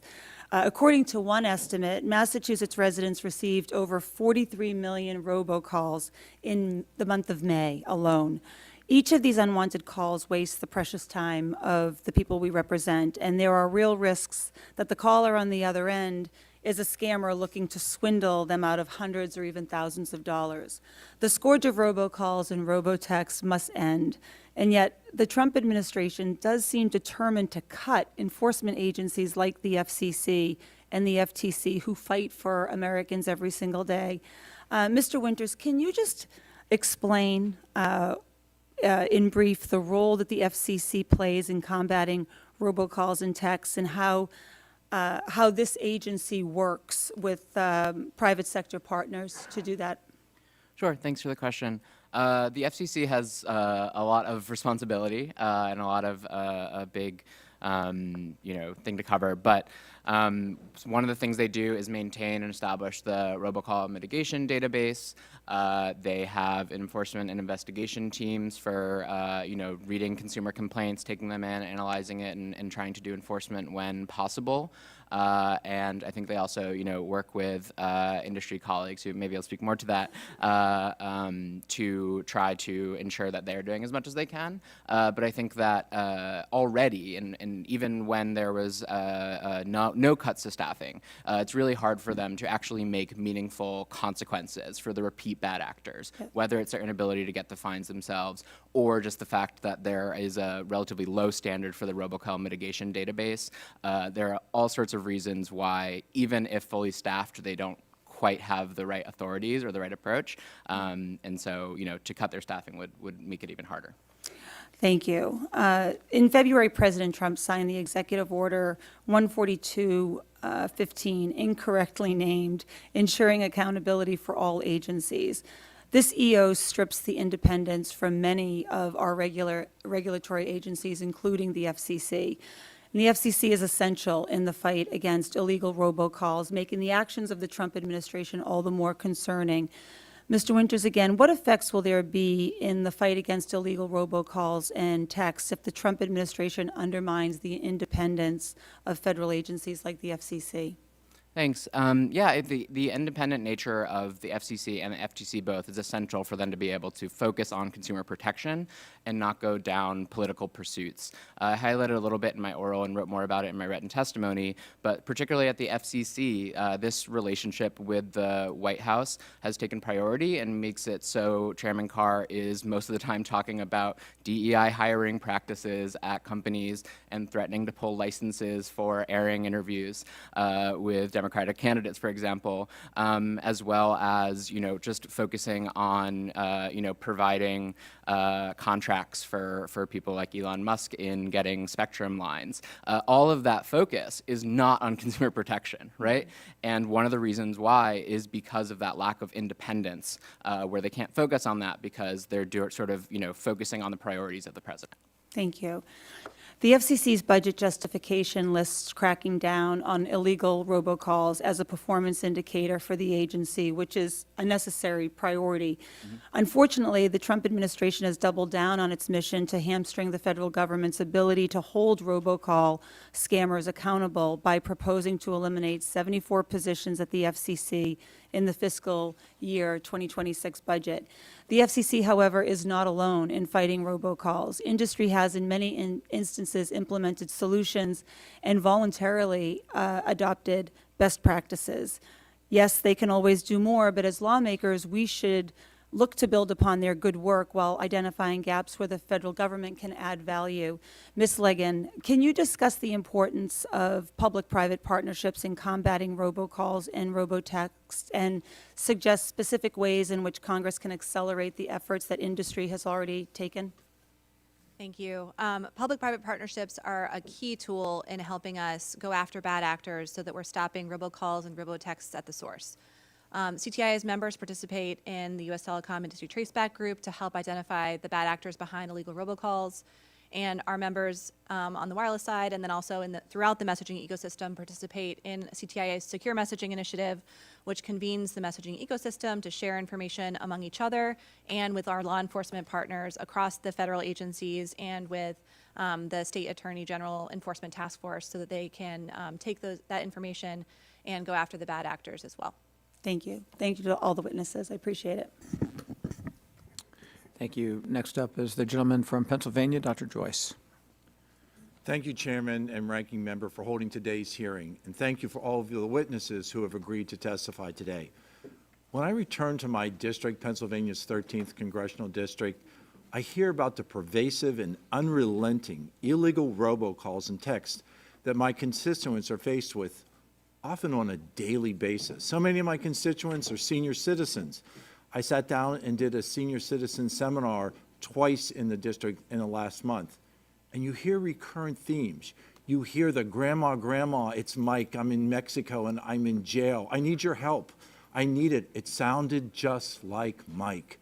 I hear that repeatedly when I have these roundtable discussions with seniors. And it seems like the scammers are getting creative and finding actually new ways to trick us with incredible looking text messages and very convincing grandma and grandpa calls. Scammers have even learned how to incorporate AI into intimidating loved ones to convince them to turn over personal information, credit card numbers, bank numbers. Too many of my constituents are risking their retirement savings, and subsequently, they lose faith in the system that we have set in place to protect them. We need to do better. We need to both educate consumers and anticipate the next angle of attack that these scammers will take, particularly with the assistance of our partners in law enforcement and the DOJ. Mr. Bercu, your testimony mentioned a project piloted by the Industry Traceback Group, ITG, in partnership with banks and carriers, aimed at tackling fraud and consumer financial losses. Can you elaborate on the pilot goals and successes thus far, and is there collaboration with law enforcement? Yeah, absolutely. I think some of the most promising work our industry is doing is partnering across sectors because the fraudsters are hurting our collective customers, whether that's banks or the carriers and your constituents. So what we've been doing is working with banks to help them identify where their number has been spoofed in a few carriers. So working with the carriers, getting examples of calls that the carriers see from the bank's number, getting that back to the bank, and the bank can tell us, oh, those weren't us. And what we're doing with that is two things. We're able to trace that back, find out who made the calls, find out who is spoofing the number, get that information in the hands of law enforcement to take action with it, but also help the bank identify and look at those customers and say, oh, did any of these customers that got the fake call pretending to be us have a suspicious transaction, and helping to find that. And I think criminal enforcement has to be key here because that's we know the scammers will use any tool available to them, and they won't stop just because it gets a little harder. They keep evolving, and so the key is going after them, and we stand ready to continue to support that. And I agree, the scammers certainly have the ability to be incredibly crafty, devious, and downright evil in this regard. Talk to me about how you interface with financial institutions to make them aware of these situations. So I think that's actually one of the promising things going on across the industry is that we work directly with a lot of the financial institutions. We work with tech companies, others. Marriott was mentioned before. We worked very closely with Marriott to trace the calls pertaining to be Marriott. So that's what we're doing, but there's broader conversations now about how the industries can even keep growing and continue to integrate. In my opening testimony, one thing I mentioned that I think Congress can do to help here is a safe harbor for that fraud information sharing, because I think there are questions about rules and risks when you do share information. So I think that's one way we can continue to unlock those good partnerships. And thank you. Thank you for being proactive in this. Mr. Waguespack, many of my constituents are in rural central Pennsylvania, where internet connectivity is difficult and educational digital resources on illegal robocalls are inaccessible. How can federal agencies and industry partner, coordinate efforts to better educate consumers, specifically in rural areas with limited internet access in those digital resources? Well, I think on leaning into what has been done since TCPA was first initiated, where you have private sector solutions going in and working with, we've talked a lot about FCC and FTC, but also the local law enforcement and local financial institutions on the ground there, putting that initiative out there. Mr. Bercu talked about some of the information sharing that are done with the banks to prevent the fraud. There's also a second level down. It's a good example of the education program. Through the Bankers Association, they've armed about 2,000 banks out there to talk to their consumers. Here's a hit list of the things we will never ask you for. So if you get an email that has this, or this, ignore it, it's spam. Here's how you call us back. And so we can use the private sector, I think, to develop some of that messaging and make sure consumers can be informed of the decisions they need to be able to fight back on their own. I thank all of the witnesses for presenting here today. Mr. Chairman, my time has expired, and I yield back. Thank you. Next up is a gentlelady from Texas, Ms. Fletcher. Well, thank you. Thanks to our Chairman Palmer and Ranking Member Clark for convening this hearing today. Thank you to our witnesses for all of your testimony. I think it's been really helpful for all of us, and as we've heard throughout the morning, abusive robocalls and robotexts are not just a nuisance, right? They're a danger, and we need to do something about that. I appreciate the work that you are doing and also the issues that you've brought to our attention this morning and the conversation around what we can do about it. And, you know, I am concerned, as several of my colleagues have mentioned, that we're hearing consistently from you, we need more enforcement, we need more coordination, we need adequate resourcing, and we need adequate staffing to be able to do some of the things we're doing in a complex and challenging environment where the technology is moving faster than Congress, faster than our agencies. And what we're seeing at the same time is that those resources, both in terms of money and staff, are being cut from the administration as we speak. They are asking Congress to rescind additional funding. They're stopping funding. And so, you know, as several of my colleagues have noted, agencies like the FCC, the FTC, and the DOJ have actually utilized the law that we passed together, the work that we've done collaboratively to understand the problems and really conduct meaningful enforcement that has stopped scammers. And now it seems like the administration is taking the cops off the beat in this area and in many others. Mr. Winters, you noted in your testimony, and you mentioned just earlier this morning that the Trump administration has taken steps to dissolve the DOJ's Consumer Protection Bureau. And I believe you just said the Consumer Protection Branch of the DOJ. You just told us this morning that they had successfully prosecuted a case and stopped scammers who had, I guess it was against the data brokers who'd sold the data of 30 million Americans. And that data winds up in the hands of criminals who use it in these scams and others. So I think it's really important that we understand that these agencies need to be fully funded, and that shuttering something like the DOJ's Consumer Protection Branch, this expert-led enforcement agency, really puts our communities at more risk. It's not something we should be doing. You also mentioned in your testimony that the CFPB, the Consumer Financial Protection Bureau, and the work that it has done in this area. and the administration is also shuttering or attempting to shutter that agency that Congress created, and that has been really critical to protecting consumers. And that's what we're talking about in this hearing, protecting consumers, protecting American citizens from these scams. I think that what we're hearing this morning also calls on all of us on this committee to redouble our efforts to do our work around creating comprehensive privacy laws that protect American consumers, because what I'm hearing from you and what we're seeing is that our data is being stolen, is being sold, is being used, and it's being used by these scammers. So can you take, with the time that we have, can you talk a little bit more about cutting the DOJ's Consumer Protection Branch as well as the CFPB and what that would mean, Mr. Winters, in terms of protecting American consumers in this larger context, if you want to talk too about just the effort to take away the staff and the funding for these agencies that are protecting consumers from robocalls and robotexts that we're all clearly worried about and clearly concerned we want to address. How is this going to help or hurt us in that effort? Yeah, absolutely, and thank you for the question. I mean, very simply, taking resources away from these agencies, and in the case of the CFPB and this part of the DOJ, completely trying to stop all of their work is absolutely not going to help in the fight against these harms. On the DOJ consumer protection case that I mentioned, yeah, that is a data broker that sold a list of over 30 million elderly Americans directly to a scammer. It's not just that it ended up in the scammer's hands. Data brokers will sell to anyone at any time. And so what Congress needs to do for both scam reasons and lots of other reasons is pass comprehensive data privacy law with data minimization and a private right of action and a few other key things. Or at least if you want to be more focused, it should be focused on restricting the sale of consumer data. CFPB specifically, the shuttering that really cuts off a essential resource for people that are victims of scams, especially. They have had, counselors, people that answer the phone and take complaints and try to get things resolved for you. There's a bunch of great stories of people that had literally had their scams resolved. They got money back from their bank with the help of CFPB professionals. So they can do things on enforcement and work with financial actors where people are losing their money. But they also are just critical support, and they provide also tracking of those complaints and gets it to state AGs and those who can help. Well, thank you, Mr. Winters. I've gone over my time. I do have more questions for the panel, so I will submit them for the record, and I will yield back. Thank you. Thank you. Next up is Mr. Tomko.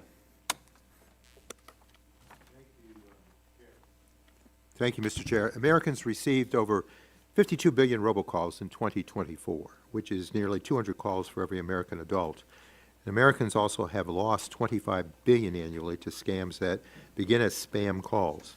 Unfortunately, we know the scammers often target older Americans who are especially vulnerable victims to these scams. Older adults in particular lost 4.9 billion through all types of fraud last year alone. I know I listened to the exchange that you had with my colleague, Representative DeGette, but I want to delve into this with the senior perspective. Certain scams put even the most technical savvy at risk. Scams that in some cases mimic law enforcement, hospitals, or Medicare, or the voices of family members seeming to be in danger or in need of money. So, Mr. Winters, what specific tactics do scammers use to target seniors and other vulnerable groups? Yeah, I mean, and thank you for the question. Scammers in general capitalize on uncertainty and fear.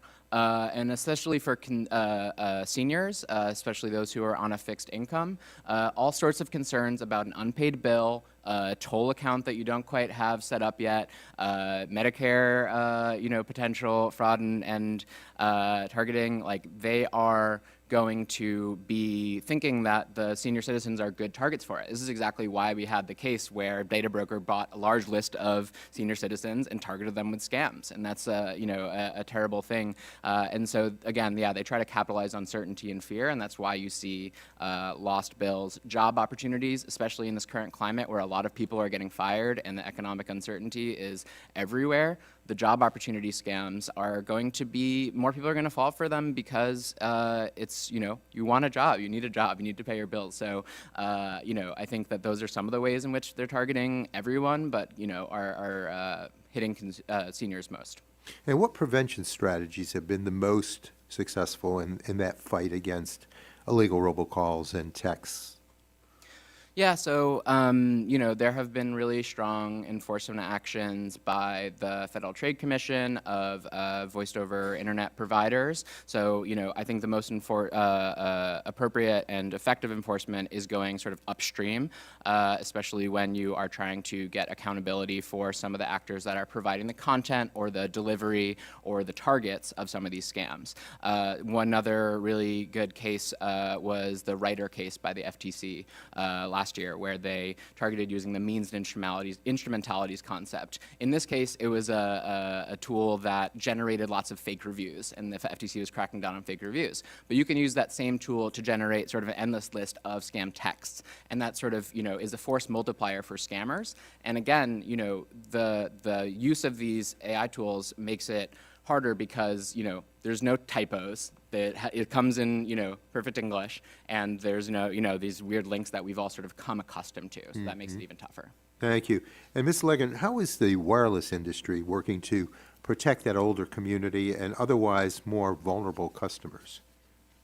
That's a priority for the wireless industry. And to do that, we work with AARP, and we support their National Elder Fraud Coordination Center, which works to take reports of victim losses in and then bring cases against bad actors. We also were happy to participate in the FTC's Stop Senior Scams Working Group, and we led the working group focused on text messaging issues, which was a cross-sector effort to explore ways that we could do more to protect older Americans from scams. We also participate in other working groups with consumers directly to try to push out our educational materials so that they know which texts not to click on, which calls not to answer, and we have those resources on our website and our members' websites as well. Thank you. And the AARP that you mentioned has said that, I quote, "The alarmingly high levels of fraud against older adults underscores that stronger protections are urgently needed." So as technology evolves, so must our ability to combat these illegal and harmful calls and texts.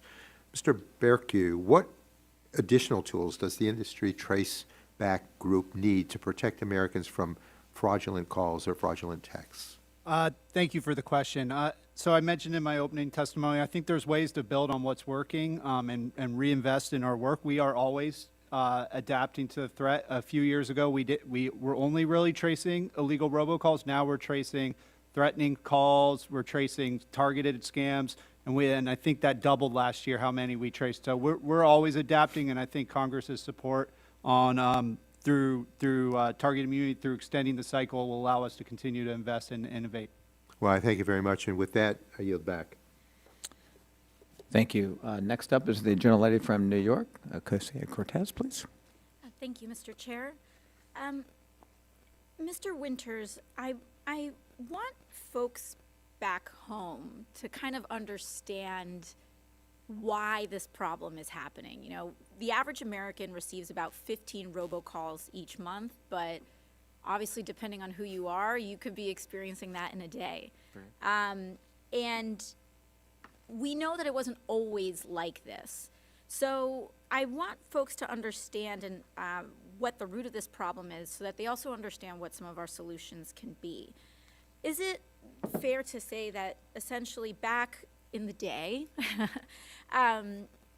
calls used to be routed through phone wires, through your telecom company? And so your telecom provider, whether it was Verizon or AT&T or T-Mobile, they were responsible for routing the calls, and therefore they were kind of able to trace who was making them. Is that right? Yes. And then as internet applications started to grow, then voice service providers and calls over digital services started to really expand in their infrastructure. And so it wasn't just your cell phone provider or even your landline provider that was in charge of your phone calls. It then became kind of these other kind of internet companies, right? Yeah, there's a lot of intermediary service providers. Sometimes a call will go through like 8 or 10 of them before reaching you through AT&T or whatever. Yeah, so it was really in that switch from call and telecom providers to the expanding growth of internet providers that really kind of allowed the volume of these calls to blossom, because we weren't just talking about telecom regulation, but internet regulation, right? I think that's definitely a lot of the reason to blame for those additional intermediary providers that are harder to track through. And so it's no longer about who your personal provider is. As you said, you could have 10 of these companies routing this call. So you have the person who wants to make this robocall, and then it just leapfrogs between all these intermediary companies. Mr. Winters, how many of these intermediary companies currently exist? And does the government have any way to keep track of who these actors are? Thanks for the question. Yeah, it is kind of an unanswerable question. I think probably since we've been there, there's probably additional companies that have popped up and registered on the robocall mitigation database. I think last time I checked a few days ago, it was over 9,500 of these intermediary service providers. And so, there is a list online. It's not a high barrier to entry. You have to, register that you are a company. You have to put a robocall mitigation plan in the form, but there's not a lot of vetting there, right? And if these kind of abusive companies, sure, they have to register, but if we find that they're not complying, the consequence just seems to be that they get delisted from the database, correct? Only sometimes, not even that sometimes. Okay. Yeah. But without any additional penalties, is there anything to stop these companies from just immediately getting relisted? No, you can, if you are delisted, you can get another corporation and set it up and sign up again. So if you're a bad actor in this space, someone that's, really perpetuating spam calls, in some cases fraudulent calls, you can be found to be breaking these rules. You can get delisted from the FCC, and then you could just turn around, and it's what, $100 to... I think that's not even necessarily in force yet, but yeah, it'll be $100. Yeah, it's $100, and maybe you'll have to pay it, maybe not. Mm-hmm. So clearly, there's an enforcement problem here, keeping these bad actors out of the space. In your opinion, as a consumer protection advocate, how can we, as Congress, work to strengthen some of these protections, and what do you think some of the best solutions here are? Yeah, I think particularly to the lack of accountability in the robocall mitigation database, there's a few really easy things that either the FCC can do or Congress can instruct the FCC to do to speed that up, I guess. There is a really low barrier right now you have to have reasonable precautions of taking, to mitigate robocalls, and that standard should be increased to effective actual implementation. There should be requirements for the downstream providers, the bigger companies, to have responsibility for the calls that they're taking in from those 8 to 10, whatever, plus intermediary service providers. There is just insufficient tracking, insufficient consequences for repeat offenders even under the company they're doing. And one thing that we advocate for to try to increase that accountability, because it is genuinely a difficult problem to try to track all these service providers, even if there's a full court press.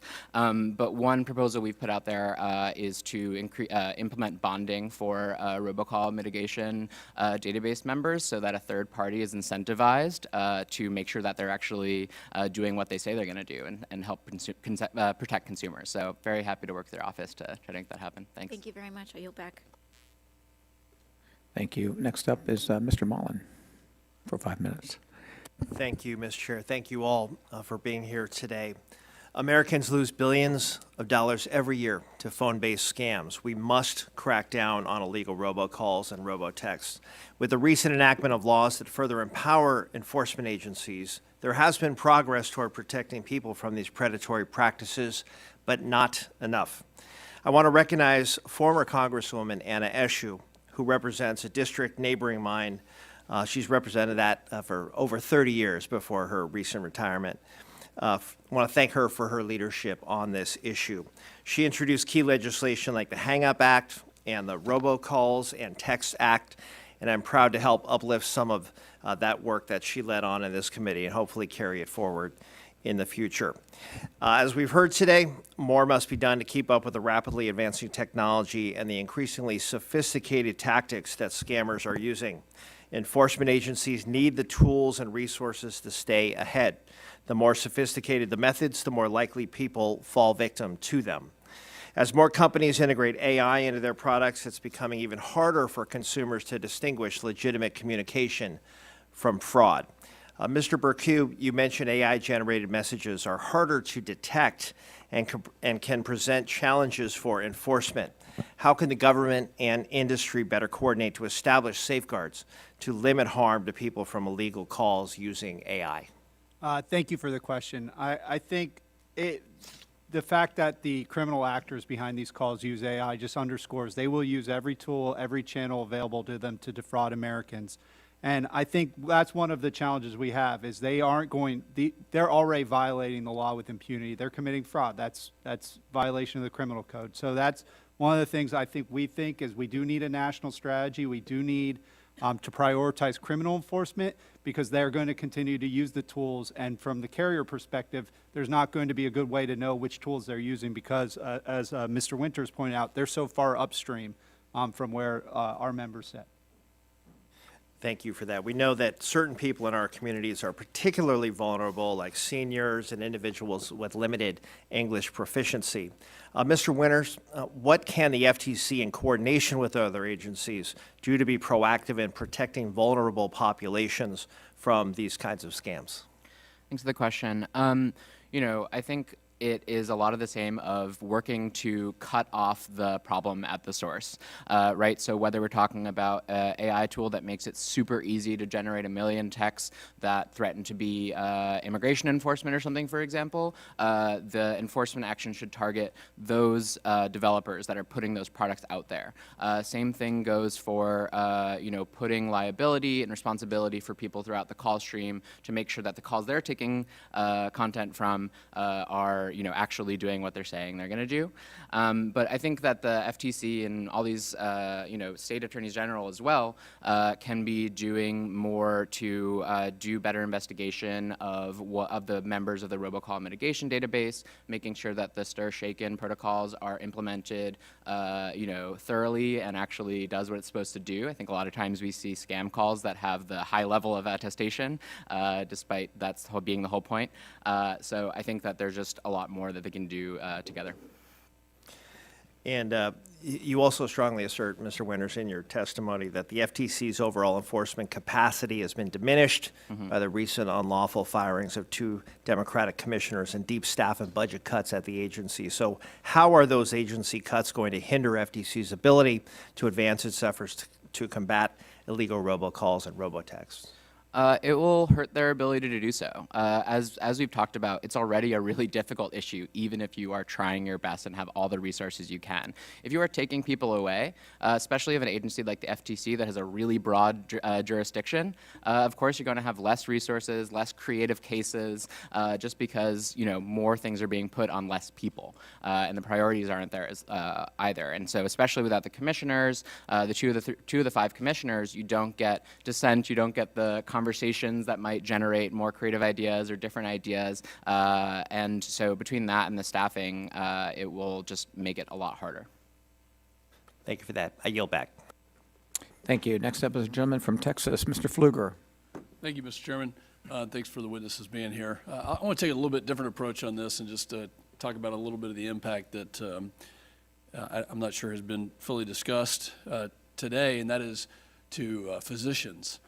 And I'm in the process of getting screenshots of the physicians in my district, and one in particular who is showing me kind of the impact of about 20 a day that they're getting, that is really preventing these calls. These robocalls are preventing that physician from being able to take calls from the ER or from labor and delivery, and it's pretty concerning.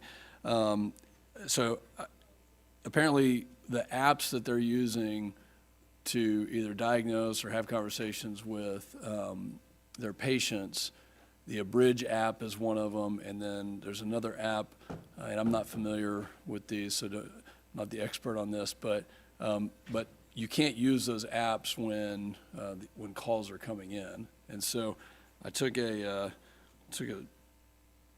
just wrote down from the screenshot the calls that recently came in. This was from last week on Friday: 231, 253, 257, 348, 353, 358, 359, 438, and 448. And in that period of time, starting at 2:30, ending at almost 5 p.m., there were a number of patients that were disrupted.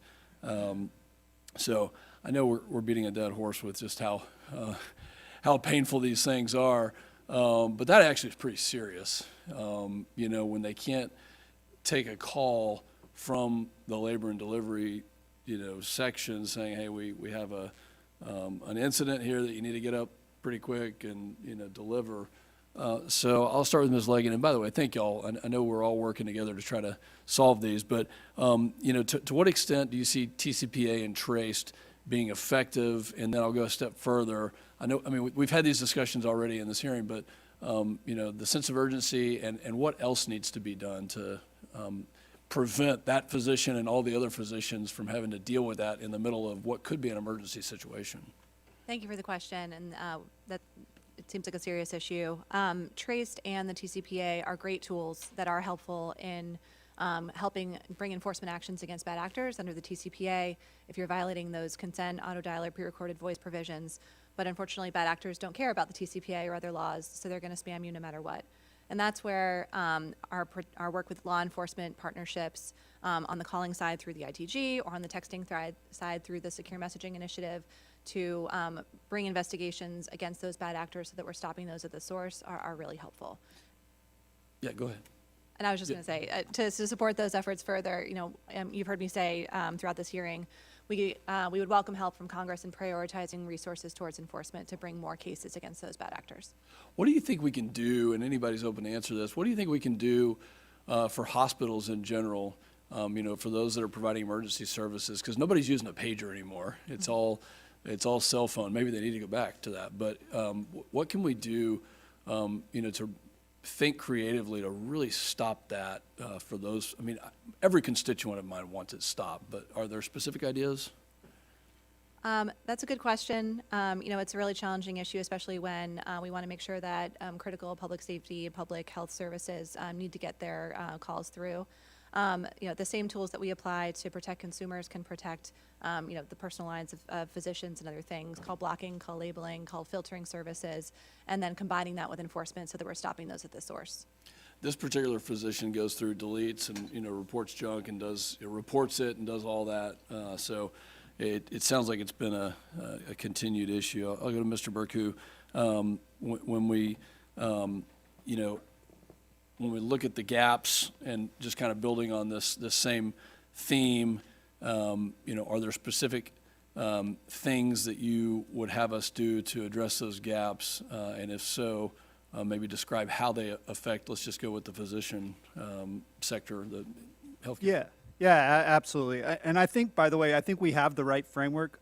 Mr. Winters was talking about the robocall mitigation database and couldn't agree more. We need to find ways to quickly find the bad actors in that database, get them out. The FCC does require that providers have to do due diligence about who they take traffic from. So we're developing the data to see who keeps taking traffic from these shell companies. So I'm optimistic we'll continue to make progress.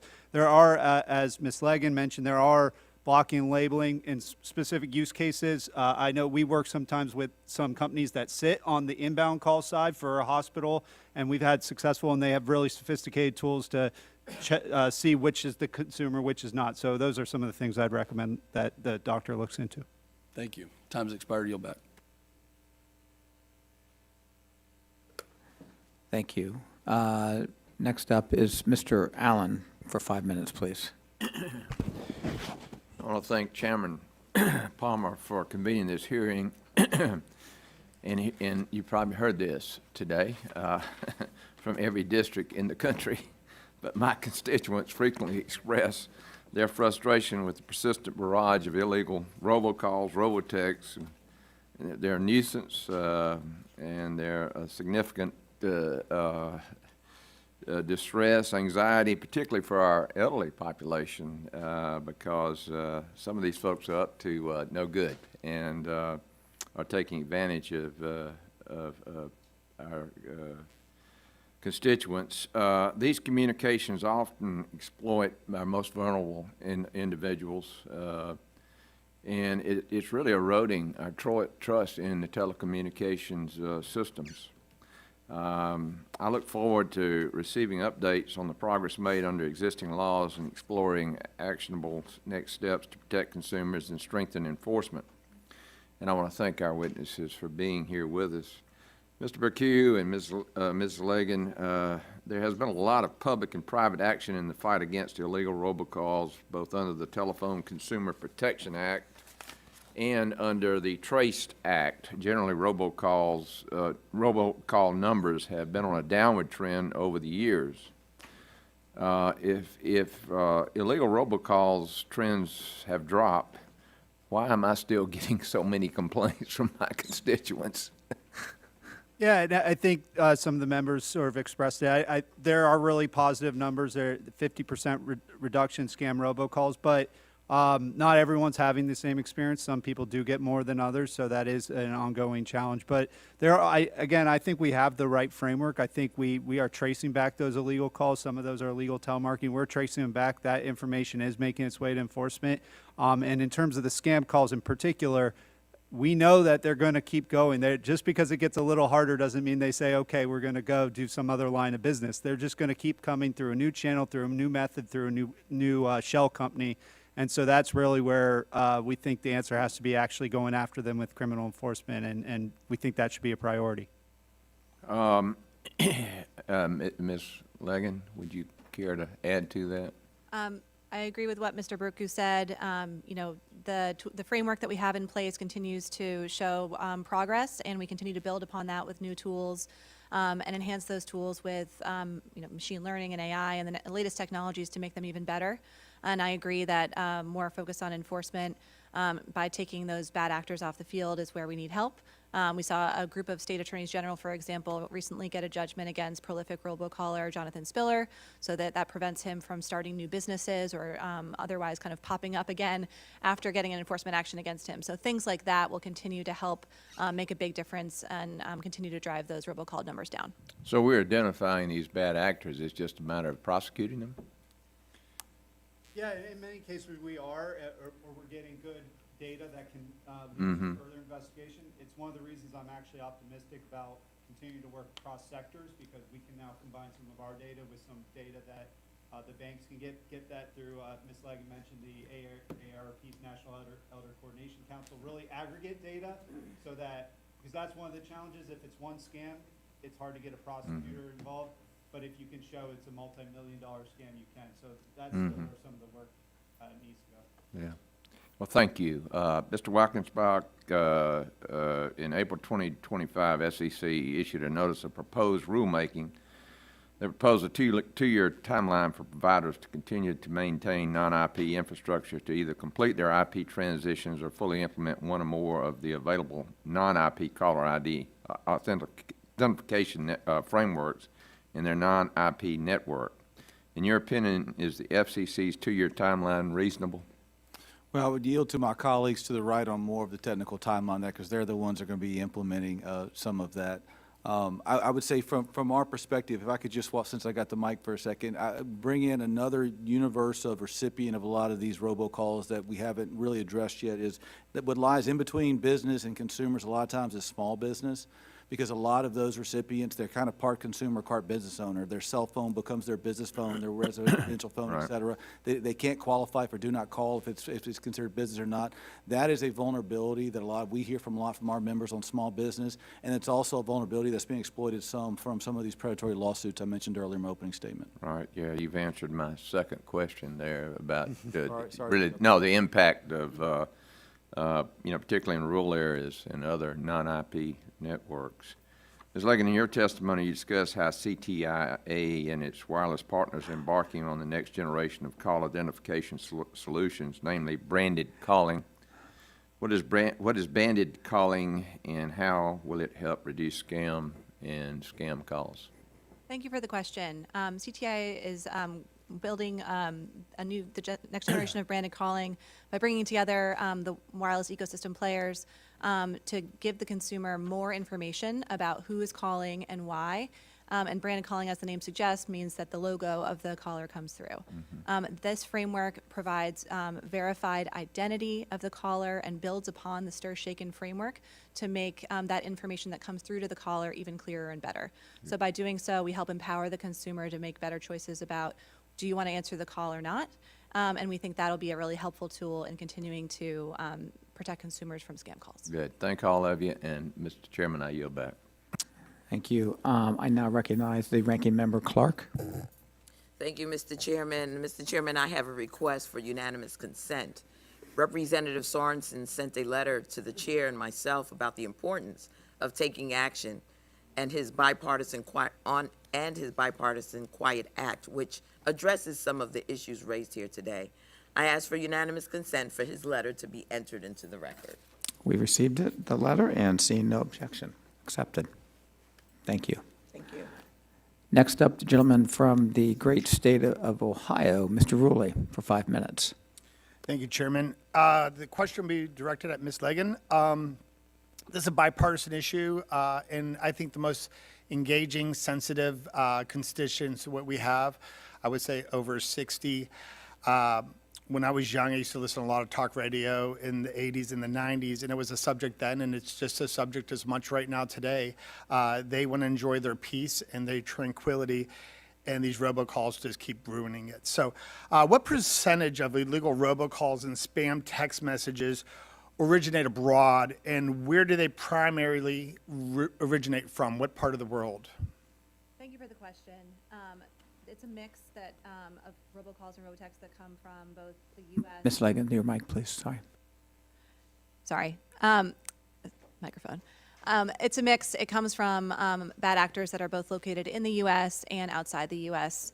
And we take seriously our work to protect consumers from illegal robocalls and robotexts that originate abroad.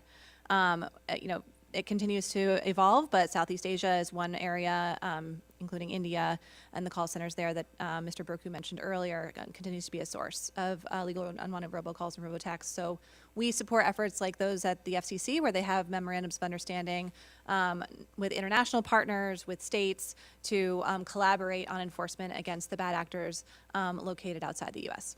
Out of curiosity, do you think that America has migrated into an evolution where we've gone better than we have in the early 90s, or not really? We've definitely gotten a lot better than the early 90s, and especially over the last 10 years.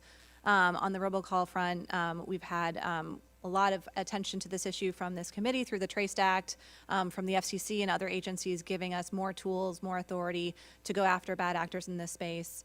And there's been a lot of innovation in the texting space as well over the years to make our onboarding, our filtering, our blocking and consumer reporting tools even better, and we continue to enhance those every day. Thank you so much. And then I have a question for Mr. Bercu.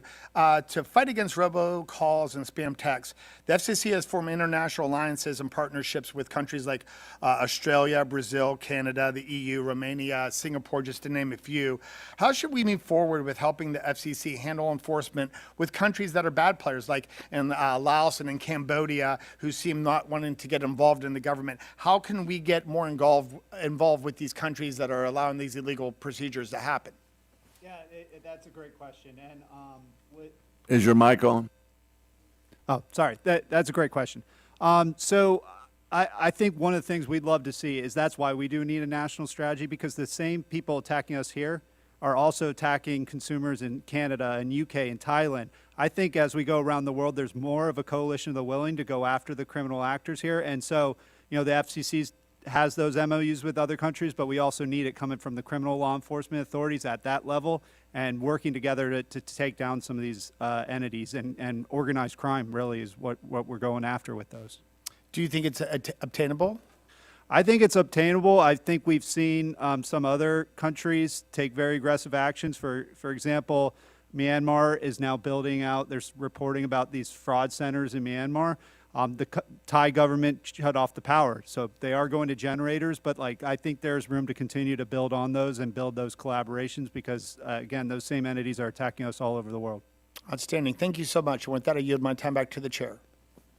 Thank you. Next up is the gentleman from Texas for 5 minutes, Mr. Weber. Thank you, Mr. Chairman. Ms. Leggin, I'm coming to you. And I had to be at another hearing for a long time. I apologize if this is redundant. In many cases, robocalls are so believable that millions of Americans fall prey to the various scams every year. However, the recent rise in robotexts, as we call them, adds a new layer of complexity. What makes combating spam and scam texts, why is that more difficult than robocalls? Thank you for the question. CTIA and our members throughout the messaging ecosystem take seriously our goal to protect consumers from illegal and unwanted robotexts. Voice and text are different technologies, and they present different ways that bad actors target consumers. So we've got different problems with different solutions. So it's just a different ecosystem where we still bring blocking tools to bear in the texting space. For example, we blocked over 55 billion scam texts just last year. But that's just one piece of the... Can I give you my cell phone, have you block some more? Happy to help, yes. We continue to up those efforts and bring new tools to bear. And in messaging, we've got tools throughout the message flow, including upfront vetting and verification services that help identify whether legitimate businesses are who they say they are and helps deter bad actors from getting on the platform in the first place. We've got sophisticated algorithms, machine learning, AI, and fraud teams that look at ways to protect consumers from unwanted and illegal text messages in the middle. And then we've got consumer reporting on the back end so that you can delete and report junk, or you can forward your spam text to 7726. And the wireless industry takes those in to use to enhance our protection tools so that we're taking in that consumer feedback to make those tools even stronger. Do you know, this is a little bit, this question may be a little bit to the left, do you know, or how, are y'all able to determine how many texts a company sends out at any given time? Can you, they send out 1 million, 10 million, can you verify, identify that, know that? So companies use a variety of different platforms to send out their communications. So to us, that's not something that we look at. What we look at is trying to make sure that we're looking for suspicious patterns, indicators of spam or other illegal things, to target those to protect consumers from those. Otherwise, you know, it's really a balance to protect consumers while also making sure that legitimate business communications go through. So like I said, we blocked 55 billion last year, but we also let, supported 2 trillion texts to go through. So it's always a balance. Well, I think 1 trillion of those came to my cell phone. Mr. Bercu, I'm going to come to you. As you're probably aware, there are varying levels of jurisdiction oversight when dealing with either foreign or domestic entities. Now, I missed the first half of his question, so if this is redundant, did he ask you about this? He may have, but I'm happy Well, to what are some of the unique challenges regulators and law enforcement face when dealing with foreign originating robocalls? Is that what y'all just went through? We went through an aspect of that, but I'm happy to talk about it. We've traced, in our tracebacks, we've traced calls. And how they vary from domestic ones. Yeah, so I think in our experience, both on what we've seen through our tracebacks, but also some public reporting, I think what we see is that illegal telemarketing, often that's homegrown, and there's entities, John Spiller, Ms. Leggin mentioned earlier, that might be more local. But we do see a lot of the fraud comes from abroad, especially the scaled fraud. So in terms of other countries, I think those same actors are attacking everyone around the world. I think there's a lot of work to be done collaboratively with other countries. We've traced those. We do trace those. We find those entities. We sometimes see entities log into our portal saying they're a U.S. company but log in from abroad. So I think we're building that data set, and it can arm criminal law enforcement to go after. Okay, very quickly. Our first responders, medical professionals, and other critical service providers often deal with individuals who are at their most vulnerable, making them a prime target for potential scams and attacks. So the question is going to be, but I've got one to ask real quick. How do we address spoofing related to hospitals, police, government agencies, and other public service enemies? And I want to hone in on this as a question for the two of y'all. We'll go back to you, Ms. Leggin. How about, have y'all ever encountered what's known as swatting? Yes. And how often, or would you put a percentage on that, and what do you do about it? So we take swatting very seriously. That's where someone calls in a fake emergency and has, a police team go to your house. That's something where we're not really seeing that as much on wireless 911 calls as much as it's on other networks. But regardless, the same tools that protect consumers from illegal and unwanted robocalls, like call authentication, like stir shaken, call filtering, call blocking, and then tracing back calls after they've gone through to find the bad actor responsible are all things that we encourage to address swatting, as well as partnerships with law enforcement to go after that criminal activity as well. Okay, thank you, Mr. Chairman. I yield back. Thank you. Seeing no other members here, wishing to ask questions, I would like to thank our witnesses again for being here today. Without objection, that will be the order. Pursuant to committee rules, I remind members that they have 10 business days to submit additional questions for the record, and I ask that the witnesses submit their response within 10 business days upon receipt of the questions. Without objection, the subcommittee is adjourned.